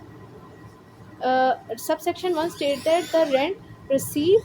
or receivable by a person for a tax year other than a rent exempt from tax under this ordinance shall be chargeable to tax in that year under the head income from property। यानी अगर कोई एक person एक tax year के अंदर किसी person से कोई रेंट रिसीव कर लेता है, या अगर उसने वो रेंट रिसीव करना है, तो वो रेंट उस रेंट में से वो अमाउंट ऑफ रेंट जो कि according to this ordinance exempt of tax है, उसको निकालने के बाद जो बाकी अमाउंट है वो under the head income from property के तहत इस टैक्स ईयर के अंदर चार्जेबल टू टैक्स होगी, यानी उस रेंटल इनकम के ऊपर टैक्स लगेगा। वो ये कहना चाह रहे हैं कि अगर एक पर्सन किसी पर्सन से एक टैक्स ईयर के अंदर इतना अपनी प्रॉपर्टी को रेंट पर देकर अगर तो वो 3 लाख तक की अमाउंट रिसीव करता है, तो वो तो एग्जेम्प्ट ऑफ टैक्स है, उस पर तो टैक्स नहीं लगेगा। लेकिन अगर वो 3 लाख से ज़्यादा अमाउंट रिसीव करता है, जैसे कि 6 लाख उसको अपनी उस प्रॉपर्टी से रेंट कीमत में हासिल हो रहा है, तो शेड्यूल 1 के अंदर जो 6 लाख पर स्लॉट बताया गया है उस हिसाब से उसके ऊपर टैक्स लगेगा under the head income from property के अंदर। अब सबसेक्शन 2 ये कहता है कि सब्जेक्ट टू सबसेक्शन 3, यानी सबसेक्शन 3 को मद्देनज़र रखते हुए अब बेसिकली सेक्शन 2 के अंदर बताया गया है कि रेंट क्या है। तो subject to subsection 3, rent means any amount received और receivable by the owner of land और a building as consideration for the use or occupation or the right to use or occupy the land or building,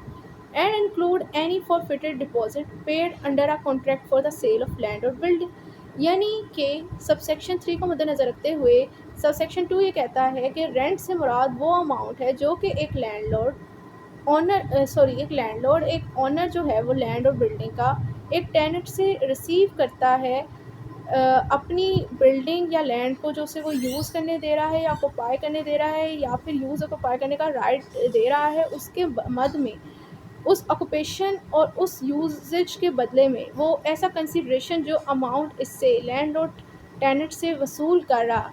वो amount number 1 तो वो amount rent की category में fall करती है। Secondly ये कि अगर तो लैंडलॉर्ड अपनी उस लैंड और बिल्डिंग को कोई सेल करने का कोई मुआहदा, कोई कॉन्ट्रैक्ट वगैरह करता है और वो मुआहदा सरअंजाम नहीं पाता, तो अब उस मुआहदे की मद में जो बयाना, जो डिपॉजिट वो फॉरफिटेड करता है, वो भी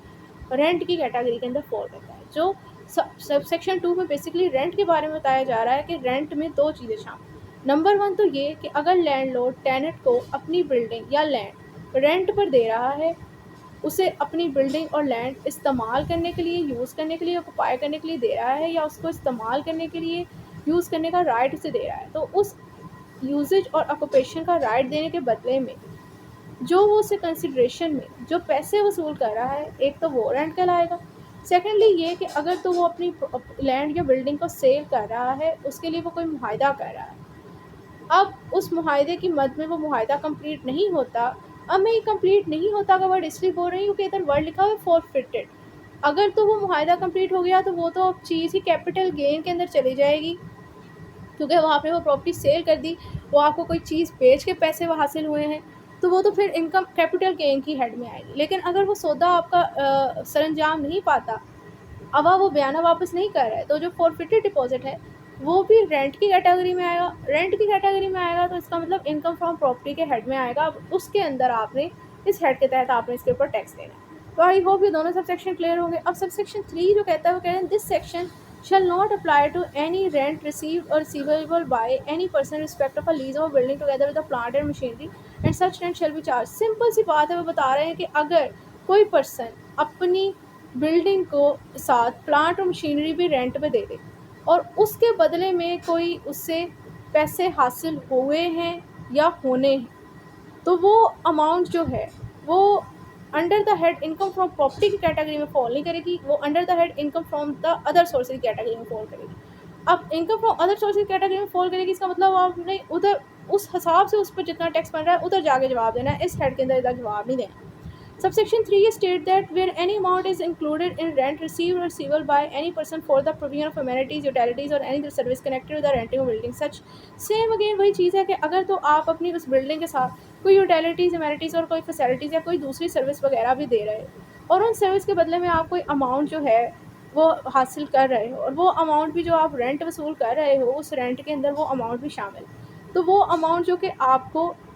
यूटिलिटीज़, अमेनिटीज़ और दूसरी सर्विस को प्रोवाइड करने के नतीजे में मिल रही है, वो इनकम भी आपकी इनकम फ्रॉम प्रॉपर्टी की हेड में फॉल नहीं करेगी, वो इनकम फ्रॉम अदर सोर्सेज की कैटेगरी में फॉल करेगी। तो आई होप ये सब सेक्शन भी क्लियर हो गया होगा। अब नेक्स्ट है सबसेक्शन 4 जो कि बता रहा है कि सब्जेक्ट टू सबसेक्शन 5 यानी सबसेक्शन 5 को अंडर कंसिडरेशन करते हुए वेयर द रेंट रिसीव्ड और receivable by person is less than the fair market rent for the property, the person shall be treated as having derived the fair market rent for the period the property is let on rent in a tax year। ये section 4 जो है मैंने table में cover नहीं किया था, वो इधर ही हम लोग डिस्कस करेंगे।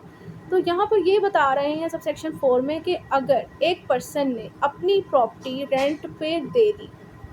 लेकिन जो प्रॉपर्टी उसने अपनी रेंट पर दी उसका जो फेयर मार्केट रेंट बनता था उस प्रॉपर्टी का वो उतना नहीं ले रहा, वो उस फेयर मार्केट रेंट से कम रेंट रिसीव कर चुका है या अगर उसने करना है, तो अब उस सिचुएशन में उस पर्सन पर जब हम लोग टैक्स लगाएंगे, यानी जो FPR है सिस्टम उस पर जो टैक्स लगाएगा, तो टैक्स लगाते हुए वो कौन सा रेंट इसका कंसीडर करेगा, आया वो इसका फेयर मार्केट रेंट जो उस प्रॉपर्टी का बनता था उसे कंसीडर करेगा या ये पर्सन जो फेयर मार्केट से कम रेंट ले रहा था उसको कंसीडर करके इसका टैक्स कैलकुलेट करेगा। तो सब सेक्शन 4 ये कहता है कि सिस्टम जो है FPR जो उस प्रॉपर्टी का फेयर मार्केट रेंट बनता था उसको देखते हुए इसका टैक्स कैलकुलेट करेगा, बेशक ये कम लेता रहा, इससे उन्हें कोई सरोकार नहीं। क्योंकि ये इसलिए किया गया है कि बाज़ औक़ात लोग जो है वो टैक्स से बचने के लिए ये हरकत भी कर सकते हैं कि भाई मैं तो इतना रेंट लेता ही नहीं रहा, तो कहते ठीक है आप नहीं लेते रहे, वो आपका फ़ॉल्ट है, हम जो आपका फेयर मार्केट रेंट बनता है उसी हिसाब से आपका टैक्स कैलकुलेट करेंगे। तो आई होप ये पॉइंट आपको क्लियर हो गया होगा। Subsection 4 shall not apply where the fair market rent is included in the income of a lessee chargeable to tax under the head salary। यानी सबसेक्शन 5 ये कह रहा है कि सबसेक्शन 4 इस सिचुएशन में अप्लाई नहीं होगा जब ये जो फेयर मार्केट रेंट जो है जो टेनेंट है, जो लेसी है, वो उसका अंडर द हेड सैलरी की मद में ये रेंट जो है उसका शामिल। मतलब वो ये कहना चाह रहे हैं कि मिसाल ये है कि एक पर्सन है, वो एम्प्लॉई है और उसके एम्प्लॉयर की तरफ से उसे कोई घर वगैरह मिला हुआ है, वो उसकी सैलरी पैकेज में ही शामिल है। अब वो उसको सैलरी पैकेज में वो उसे कम पैसों पे यानी जो पैकेज में उसे वो घर दे रहा है रहने के लिए, उसका फेयर मार्केट रेंट तो ज़्यादा बनता है, लेकिन वो उसे उसके सैलरी पैकेज में फेयर मार्केट रेंट से कम पैसों पे उसने उसे घर दिया हुआ है और वो चीज़ जो उसका घर उसे मिला हुआ है उसके सैलरी पैकेज में शामिल है। तो लिहाजा अब बेशक वो फेयर मार्केट रेंट से कम पैसों में वो वहाँ पर वो एम्प्लॉयर का रह रहा है, उस पर अब जब उस टैक्स लगाएंगे इस एम्प्लॉयर के ऊपर कि भाई आपने अपने एम्प्लॉय को जो ये घर रेंट पर देने पर दिया हुआ है, तो अब आप उस बंदे के ऊपर ये सबसेक्शन 4 उसका टैक्स कैलकुलेट करने के लिए इनकम फ्रॉम प्रॉपर्टी के हेड में उसके ऊपर ये सबसेक्शन 4 अप्लाई नहीं होगा। लॉजिक इसका ये है क्योंकि आप देखें ये एक अमेनिटीज़ बन गई, ये एक प्रीरिक्विजिट बन गई, सॉरी, ये एम्प्लॉयर को एम्प्लॉय की तरफ से दी हुई फैसिलिटी है, उसके सैलरी पैकेज में। अब ये पैसे जो है वो under the head income from salary की कैटेगरी के अंदर चले जाएंगे, तो इसका हिसाब जो है वो सैलरी कैटेगरी में चले जाएंगे। ये प्रीरिक्विजिट बन गई है एम्प्लॉय की, तो एम्प्लॉय ने जवाब देना है इसका। एम्प्लॉयर की ये जो है वो इनकम से ये चीज़ वैसे ही चले गई है। तो आई होप ये पॉइंट भी समझ आ गया होगा।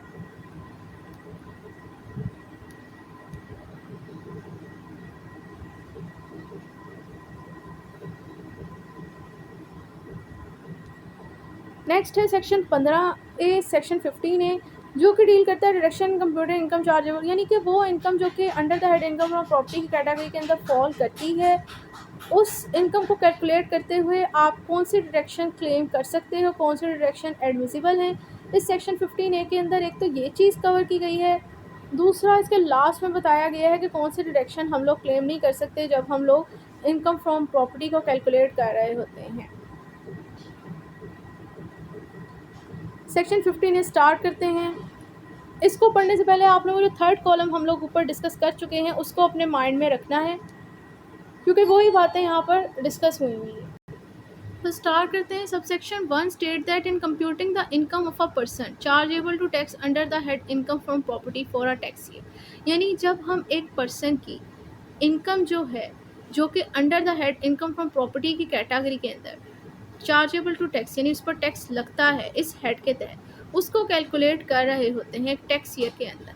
Then a deduction shall be allowed for the following expenditure और अलाउंसेस नेमली। तो ये जो नीचे दिए गए एक्सपेंडिचर और अलाउंसेस हैं, ये डिडक्शन जो हैं वो हम लोग आपको अलाउ होती हैं, आप लोग क्लेम कर सकते हो। यानी वो ये कहना चाह रहे हैं कि जब एक पर्सन की एक टैक्स पेयर की एक टैक्स ईयर के अंदर हम लोग इनकम कैलकुलेट कर रहे हैं जो कि इनकम फ्रॉम प्रॉपर्टी के हेड में की कैटेगरी के अंदर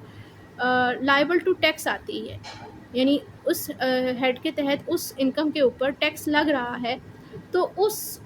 इनकम को कैलकुलेट करते हुए ये जो फॉलोइंग एक्सपेंडिचर अलाउंसेस जो हैं उनको हम लोग ऐसा डिडक्शन क्लेम कर सकते हैं। और वो कौन से खर्चे कौन से अलाउंसेस हैं जिन्हें हम डिडक्शन के तौर पर क्लेम कर सकते हैं, ये फर्दर आगे 10 है जिन्हें हम 1 by 1 step by step cover करेंगे। वैसे तो हम लोग इन्हें पहले इन अबव टेबल कवर कर चुके हैं, तो यहाँ से जस्ट हम लोग इसे रीड ही करेंगे,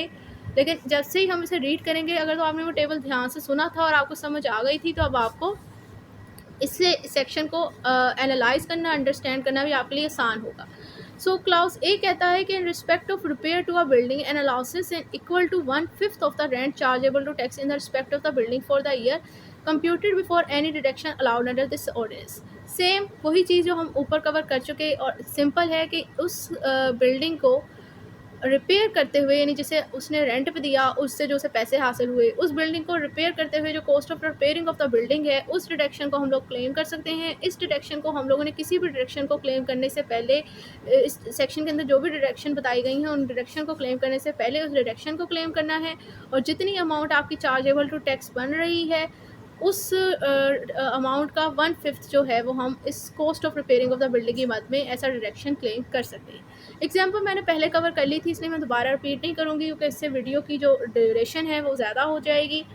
clause B, any premium paid और payable by the person in the year to insure the building against the risk of damage और डिस्ट्रक्शन। यानी अगर तो आपने अपनी उस बिल्डिंग को किसी डैमेज और डिस्ट्रक्शन से बचाने के लिए कोई इंश्योरेंस पॉलिसी, कोई प्रीमियम जो परचेज की और उसकी मद में आपने कोई पैसे पेड या तो पे कर चुके, पेएबल या अभी आपने पे करने हैं, तो प्रीमियम की अमाउंट भी डिडक्शन के तौर पर क्लेम हो सकता है। अगेन एग्जाम्पल हम लोग पहले ही कवर कर चुके। अब clause C, any local rate, tax, charge और cess in respect of property or the rent from the property paid or payable by the person to any local authority, not being any tax payable under this ordinance।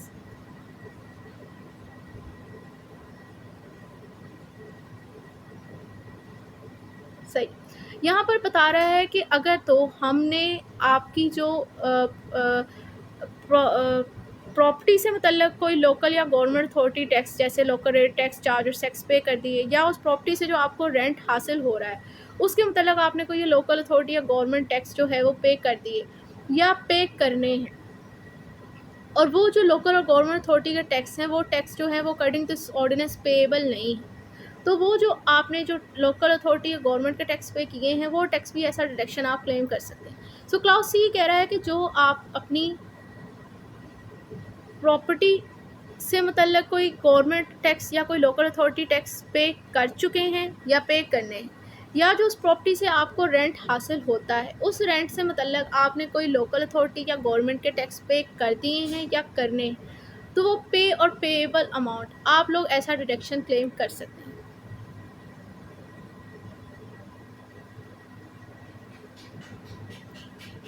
Clause D, any ground rent paid और payable by, ठीक same है कि अगर आपने इस property से मतलब कोई ग्राउंड रेंट पे कर दिया है या करना है वो भी आप डिडक्शन के तौर पर क्लेम कर सकते हैं। ग्राउंड रेंट क्या है मैं ये अच्छे से समझा चुकी, इसलिए मैं दोबारा से कवर नहीं करूँगी। Clause E, any profit paid or payable by the person in the year on any money borrowed including by a way of mortgage to any profit paid or payable by the person in the year on any money borrowed including by way of mortgage to acquire, construct, renovate, extend or reconstruct of the property। अगर तो आपने कोई amount उधार ली, बोरो ली, जिसमें शामिल है mortgage भी, यानी कि मॉर्गेज की तरह की सूरत में अगर आपने कोई अमाउंट उधार ली, किस लिए उधार ली कि आपने जो है वो कोई चीज़ अभी लेनी ही थी, लेने के लिए, उसे कंस्ट्रक्ट करने के लिए या उसको रेनोवेट करने के लिए, यानी उसको अच्छी शेप देने के लिए या उसको मज़ीद बढ़ाने के लिए, या उसकी कंस्ट्रक्शन थी उसको दोबारा से उसकी डेंटिंग पेंटिंग रिकंस्ट्रक्शन करने के लिए आपने कोई पैसे उधार लिए। अब उस उधार पैसों पे आपको जो पैसे पे प्रॉफिट पे करना पड़ रहा करना है या कर चुके हो, तो वो profit paid on borrowed amount जो आप पे करते हो वो भी आपको या करना है वो भी आप डिडक्शन के तौर पर क्लेम कर सकते हो। ये चीज़ याद रहे कि ये बोरोड जो आप पैसे उधार ले रहे हो उसमें मॉर्गेज भी शामिल है, यानी अगर आप मॉर्गेज के थ्रू भी कोई पैसे उधार लेते हो उस पर जो आपको प्रॉफिट पे करना है या कर चुके हो वो भी आप ऐसा डिडक्शन क्लेम कर सकते हो। पर्पस जो है वो उस पैसों को उधार लेने का, ये जो ये बताया जा रहा है यही होना चाहिए, तभी आप डिडक्शन क्लेम कर सकते हो। ये नहीं कि आपने पैसे उधार लिए और फिर अपने ऊपर लगा दिए, कोई चीज़ आपने ख़रीद ली, खा लिए, या कोई और प्लाट ले लिया, जायदाद ले ली, या कोई गाड़ी ले ली, जिस पर्पज़ के लिए आपने, इस पर्पज़ के लिए अगर आपने पैसे लिए हुए हैं और फिर आप लोग उस पर प्रॉफिट वगैरह पे करें तभी आप ये डिडक्शन क्लेम कर सकते हो, अदरवाइज़ नहीं कर सकते। नेक्स्ट है क्लाउज एफ,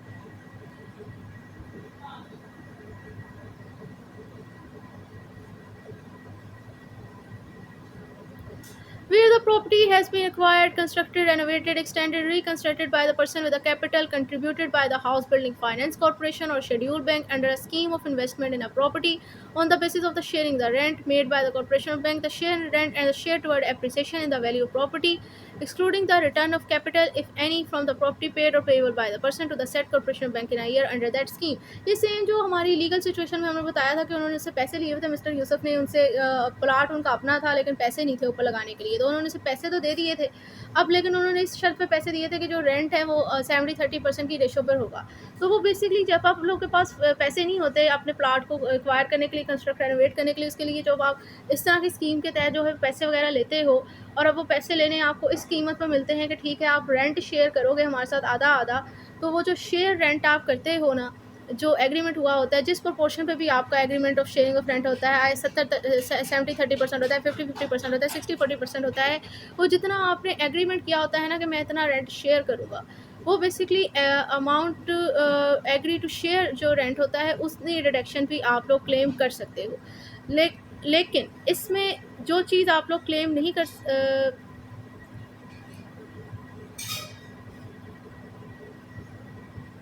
यानी जो आप लोग रेंट आप शेयर कर रहे होते हैं वो आपने पे करना होता है, अगर आप पे कर चुके होते हो तो वो भी आप डिडक्शन के तौर पर क्लेम कर सकते हो। लेकिन जो आपने उनसे पैसे कैपिटल वगैरह लिया होता है उसमें वो चीज़ आपने रिटर्न नहीं करनी होती rent sharing. Where the property is subject to mortgage or other capital charge, the amount of profit or interest paid on such mortgage charge। मिसाल के तौर पर आपने अपनी प्रॉपर्टी को मॉर्गेज रख दिया या किसी प्लेज कर दिया, सॉरी प्लेज तो मूवेबल प्रॉपर्टी पे होता है। अगर आपने अपनी प्रॉपर्टी के ऊपर जो है कोई और वगैरह लोन ले लिया, यानी कि कैपिटल चार्ज लग गया, आपकी प्रॉपर्टी पर कोई और चार्ज लग गया, आपने उसे मॉर्गेज रख दिया, उसकी मद में जो है आपको कोई इंटरेस्ट और प्रॉफिट पे करना पड़ा इस मॉर्गेज और चार्ज पे, तो वो इंटरेस्ट और प्रॉफिट भी आप रिडक्शन के तौर पर क्लेम कर सकते हो। क्लाउज एच, एनी एक्सपेंडिचर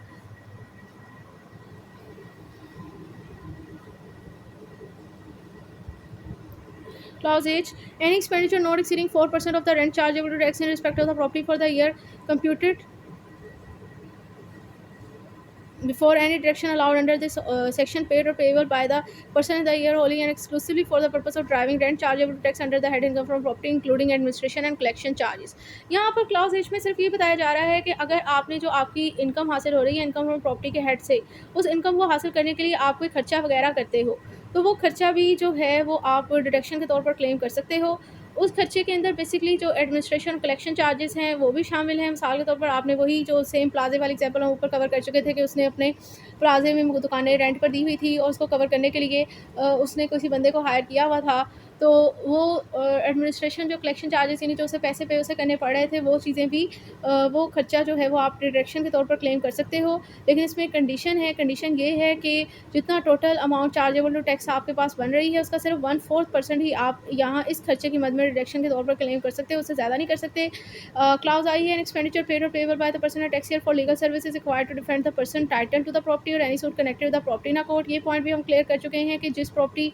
से मतलब किसी प्रॉपर्टी से मतलब जिसको आपने रेंट पे दिया हुआ है, आपका कोई मुकदमाबाजी चल रही है जिस पर आपका कोई लीगल खर्चा आपका आ रहा है, कोर्ट में केस वगैरह चल रहा है, उस केस के मतलब जो पैसे आप पे कर चुके हो या करने हैं तो वो पैसे भी आप ऐसा डिडक्शन क्लेम कर सकते हो। नेक्स्ट है, where there are reasonable ground for believing that any unpaid rent in respect of property is irrecoverable and announce equal to unpaid rent where. अब यहाँ पर ये है कि आपका अनपेड रेंट भी आप डिडक्शन के तौर पर क्लेम कर सकते हो। यहाँ पर ये बताया जा रहा है कि अगर रीज़नेबल ग्राउंड हो कि ये जो अनपेड रेंट है आपका आपकी प्रॉपर्टी से मतलब वो इररिकवरेबल है, यानी वो रिकवर नहीं हो सकता, देन आप अपना अनपेड रेंट के जितना आपका अनपेड रेंट होता है ना उतना वो अमाउंट भी आप रिडक्शन के तौर पर क्लेम कर सकते हो। लेकिन उसके लिए कुछ कंडीशंस को पूरा होना ज़रूरी है। इसमें 3 कंडीशन है कि अगर आपने अनपेड रेंट को ऐसा डिडक्शन क्लेम करना है तो उसके लिए आपको ये 3 कंडीशन पूरी करनी पड़ेगी। वो कौन सी कंडीशन है इनको स्टार्ट करते हैं। सबसे पहले तो है कि tenancy was bona fide, the defaulting tenant has vacated the property और steps have been taken to compel the tenant to vacate the property. यानी कि सबसे पहले तो हमें ये चीज़ शो करनी पड़ेगी कि ये बोनाफाइड टेनेंसी एग्रीमेंट है। मसलन टैक्स को कम करने के लिए ये चीज़ नहीं है कि वो मेलाफाइडली ये कह रहा हो कि भाई मेरा तो वो ये बना के ही ले आए, मिसाल के तौर पर ये बना कर ले आए कि हमारा भाई ये रेंट एग्रीमेंट हुआ था, इसने मुझे रेंट तो दिया ही नहीं और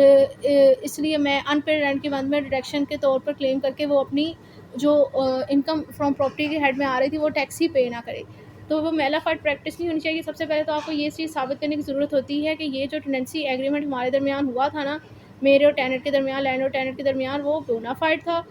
और जो डिफ़ॉल्टिंग टेनेंट था, जो मुझे रेंट पे नहीं कर रहा था, वो अब उसने मेरी प्रॉपर्टी खाली कर दी है। और मैंने कोशिश की है, स्टेप्स लिए हैं कि ताकि वो मेरी प्रॉपर्टी को खाली कर दे। ये चीज़ें आपको साबित करने की ज़रूरत होती है। And the defaulting tenant is not in the occupation of any other property of the person. और जो जिस पर्सन को उसने रेंट पे नहीं किया, वो उसकी किसी और प्रॉपर्टी के अंदर भी ये डिफ़ॉल्टर टेनेंट जो है वो नहीं रह रहा। पहली चीज़ जो है, जब आपने अनपेड रेंट को ऐसा डिडक्शन क्लेम करना है, तो सबसे पहले आपको चीज़ साबित करने की ज़रूरत होती है, वो ये है कि हमने शो करना होता है कि जो टेनेंसी एग्रीमेंट हमारे दरमियान है वो बोनाफाइड था। दूसरा ये कि अब वो ये कहे कि मैं ये मेरी अब जिस प्रॉपर्टी का इसने मुझे रेंट नहीं दिया, वहाँ से मैंने इसे निकाल दिया और ये अब मेरी किसी और प्रॉपर्टी में भी नहीं रह रहा। सबसे पहले तो उसे ये डिडक्शन क्लेम करने के लिए ये चीज़ साबित करनी पड़ेगी लैंडलॉर्ड को। सेकंड कंडीशन जो आपको पूरी करनी पड़ती है अनपेड रेंट को डिडक्शन के तौर पर क्लेम करने के लिए, वो ये है कि the person has taken all reasonable step to institute legal proceeding for the recovery of unpaid rent और has reasonable ground to believe that legal proceeding will be useless. Second number आपको चीज़ साबित करनी पड़ती है कि भाई मैंने जो भी कानूनी कार्रवाई इसके खिलाफ ली जा सकती थी, इस डिफ़ॉल्टर टेनेंट के खिलाफ, वो मैंने ली। और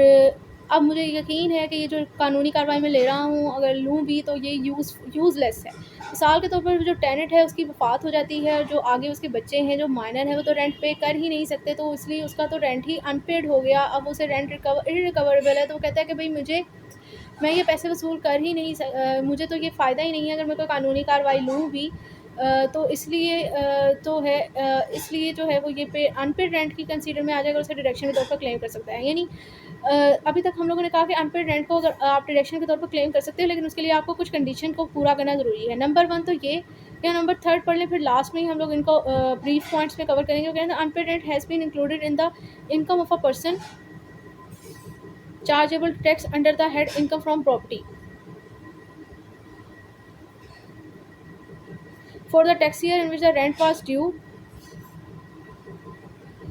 Third point interesting है, कहना the unpaid rent has been included in the income of a person chargeable tax under the head income from the property for the tax year in which the rent was due and the tax has been duly paid on such income। मतलब जिस unpaid rent को ऐसा deduction claim करना चाहता है, वो unpaid rent उसकी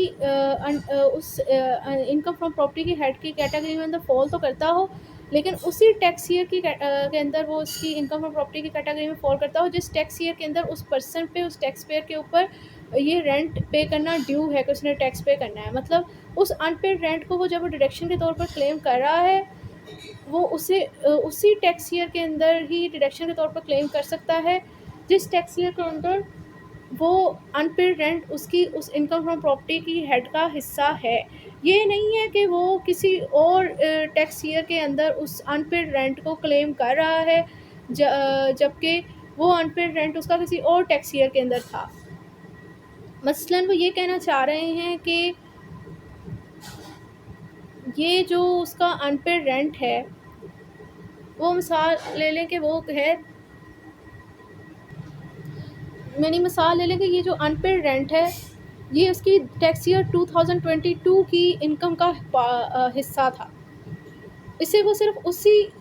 जब वो इस ईयर की इनकम फ्रॉम प्रॉपर्टी के हेड में फॉल करा था, उस इनकम का हिस्सा था, तो वो उसे डिडक्शन के तौर पर 2022 की टैक्स ईयर में ही क्लेम कर सकता था। अब वो अगर फर्दर उसे टैक्स ईयर 2023 और 2024 के अंदर भी क्लेम करना शुरू कर दे, तो ये चीज़ उसको अलाउ नहीं है। मतलब जिस टैक्स ईयर के अंदर ये अनपेड रेंट उसकी मसलन वो ये कहना चाह रहे हैं कि ये जो अनपेड रेंट वो ऐसा डिडक्शन क्लेम करना चाह रहा है ना टैक्स पेयर, वो अनपेड रेंट सबसे पहले तो ये है कि वो उसकी इनकम फ्रॉम प्रॉपर्टी का हिस्सा हो, यानी उस हेड के अंदर फॉल कर रहा हो, और जिस टैक्स ईयर के अंदर वो उसे क्लेम करना चाह रहा है उसी टैक्स ईयर के अंदर वो ये अनपेड रेंट भी उसके ऊपर ड्यू हो।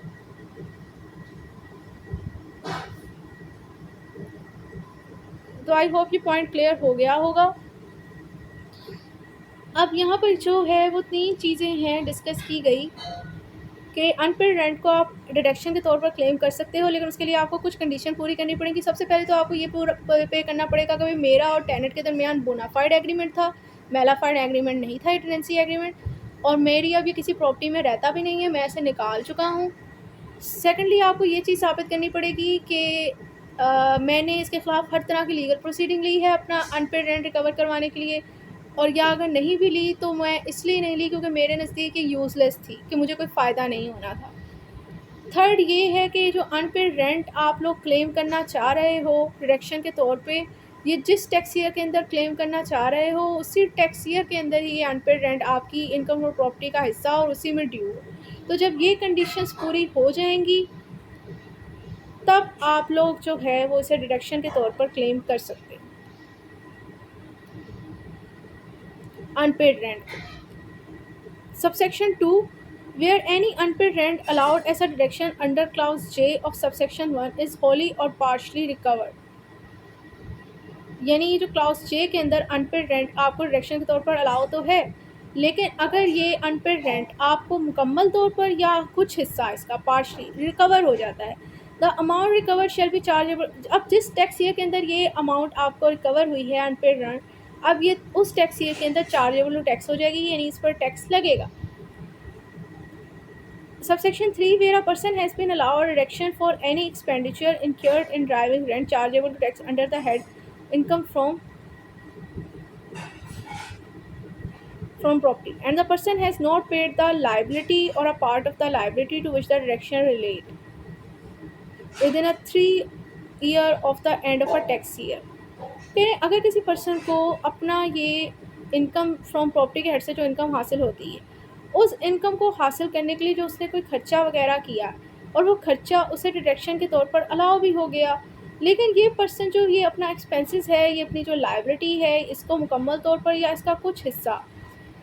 ये डिडक्शन जो है वो उस टैक्स ईयर जिस टैक्स ईयर के अंदर से ये अलाउ हुई थी, डिडक्शन अलाउ हुई थी, उस टैक्स ईयर के बाद तकरीबन 3 सालों तक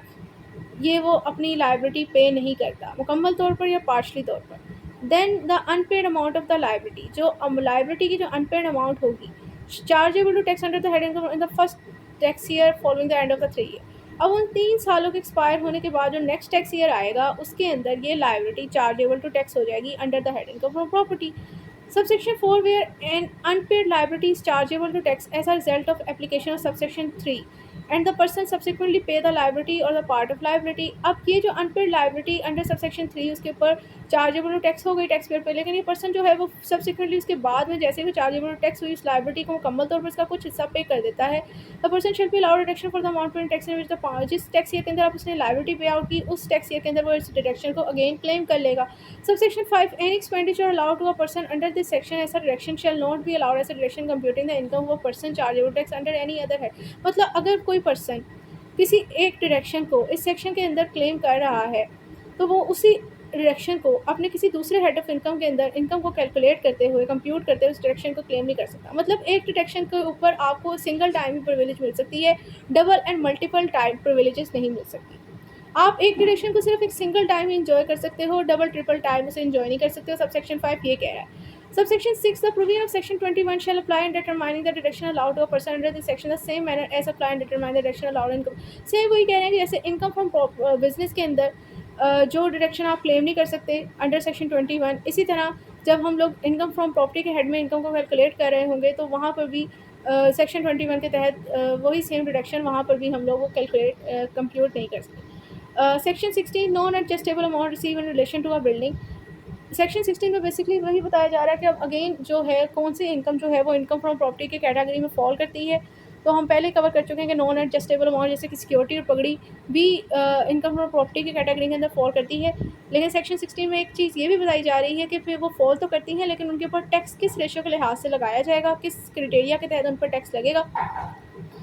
ये हम लोग कवर करने वाले हैं। तो स्टार्ट करते हैं। इसके टोटल 3 सब सेक्शन है, आसान से सेक्शन है ये। So section 16 state that where the owner of a building receive from tenant an amount which is not adjustable against the rent payable by the tenant. यानी जब एक owner of the building tenant से कोई amount receive करता है और वो amount ऐसी है, यानी उस अमाउंट की नेचर ऐसी है कि वो अमाउंट जो है वो टेनेंट जो रेंट पे करता है वो अमाउंट उसके अंदर एडजस्टेबल नहीं नॉन एडजस्टेबल है, यानी आपको पता चल रहा है कि सिक्योरिटी और पगड़ी की बात हो रही है।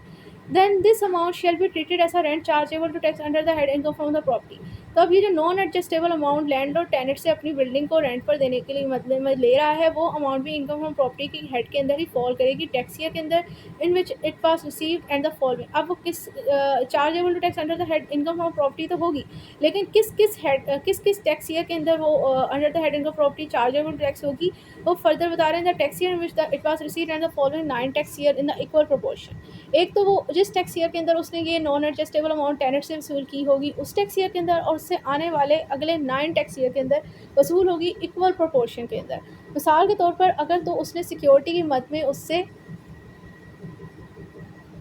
12,000 सिक्योरिटी और पगड़ी की मद में उसने उससे 24,000 रुपये लिए हैं, तो ये तो बहुत कम हो रहे हैं। अगर तो मिसाल के तौर पर ये ले लें, अगर उसने उससे सिक्योरिटी की मद में 1,20,000 ही ले लिए हैं सिक्योरिटी और पगड़ी की अमाउंट में, तो वो 1,20,000 का जो है, या आप ये समझ लें कि उसने 10 लाख लिए हैं सिक्योरिटी और पगड़ी की मद में, 10 लाख लिए हैं,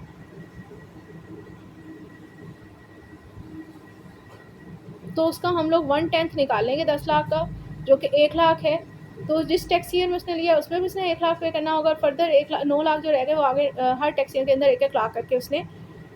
पे करना होगा।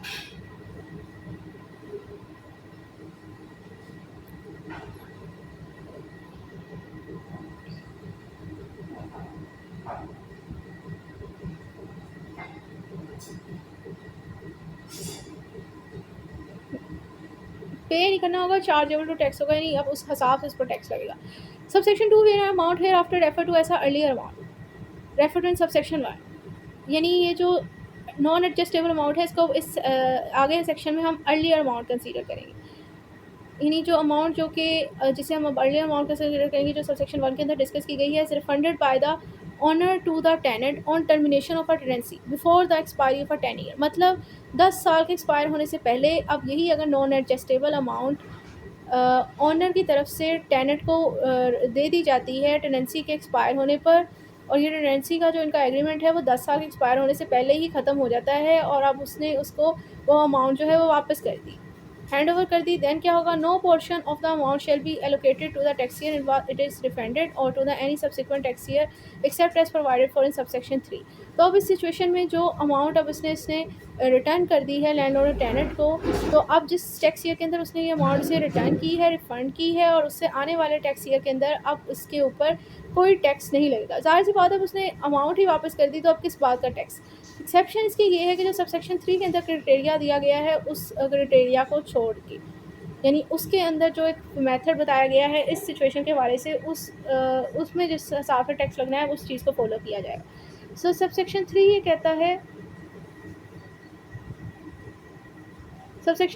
है कि where the circumstances specified in subsection 2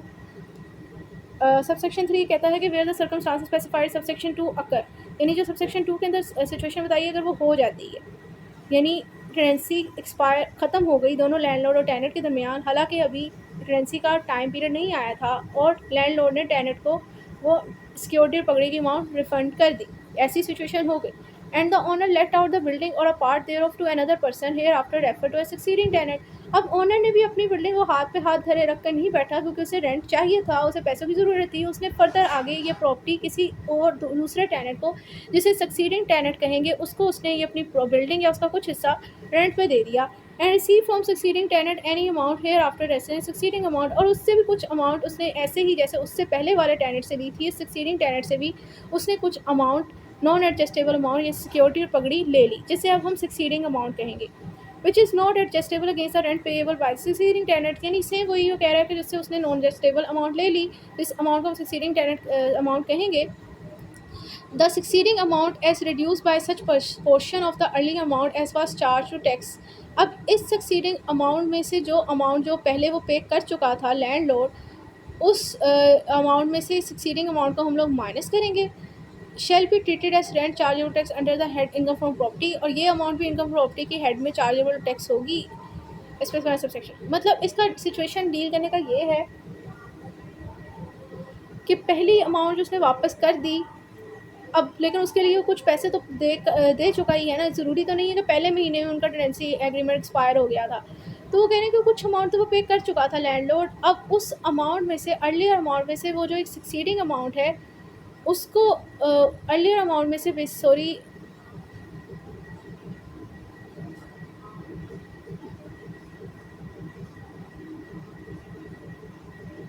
इस सक्सीडिंग अमाउंट में से हम लोग जो अर्लियर अमाउंट में से कुछ पोर्शन वो पे कर चुका है उसको माइनस करेंगे। अब जो माइनस करके जो पोर्शन आएगा उसको हम लोग जिस तरह सबसेक्शन 1 के अंदर टैक्स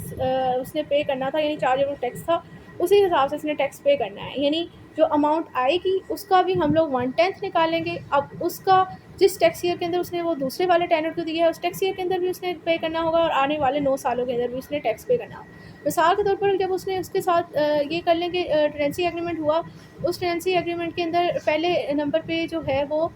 उन दोनों पार्टीज़ के दरमियान 10 लाख उसने सिक्योरिटी की मद में ली, जिसके अंदर उसने उससे 1 लाख रुपया जो है वो सॉरी 1/10 इसका निकल रहा था, यानी कि हर टैक्स ईयर के अंदर 1-1 लाख जो है वो चार्जेबल टू टैक्स था,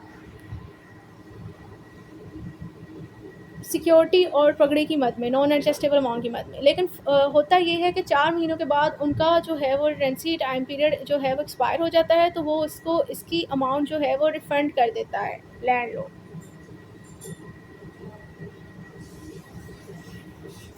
रिफ़ंड कर देता है।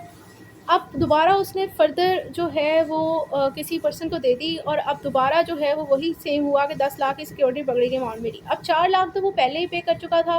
तो 4 लाख जो है वो उसमें से वो निकालेगा, रिफंडेड अमाउंट जो है वो उसने पहले ही पे कर दी थी ना, तो उसने अब 4 लाख जो है वो उसमें 10 लाख में से निकालेगा, 6 लाख आएगा। अब जो 6 लाख है उसको जो है वो उस 6 लाख का वो 1/10 के हिसाब से निकालेगा, जो कि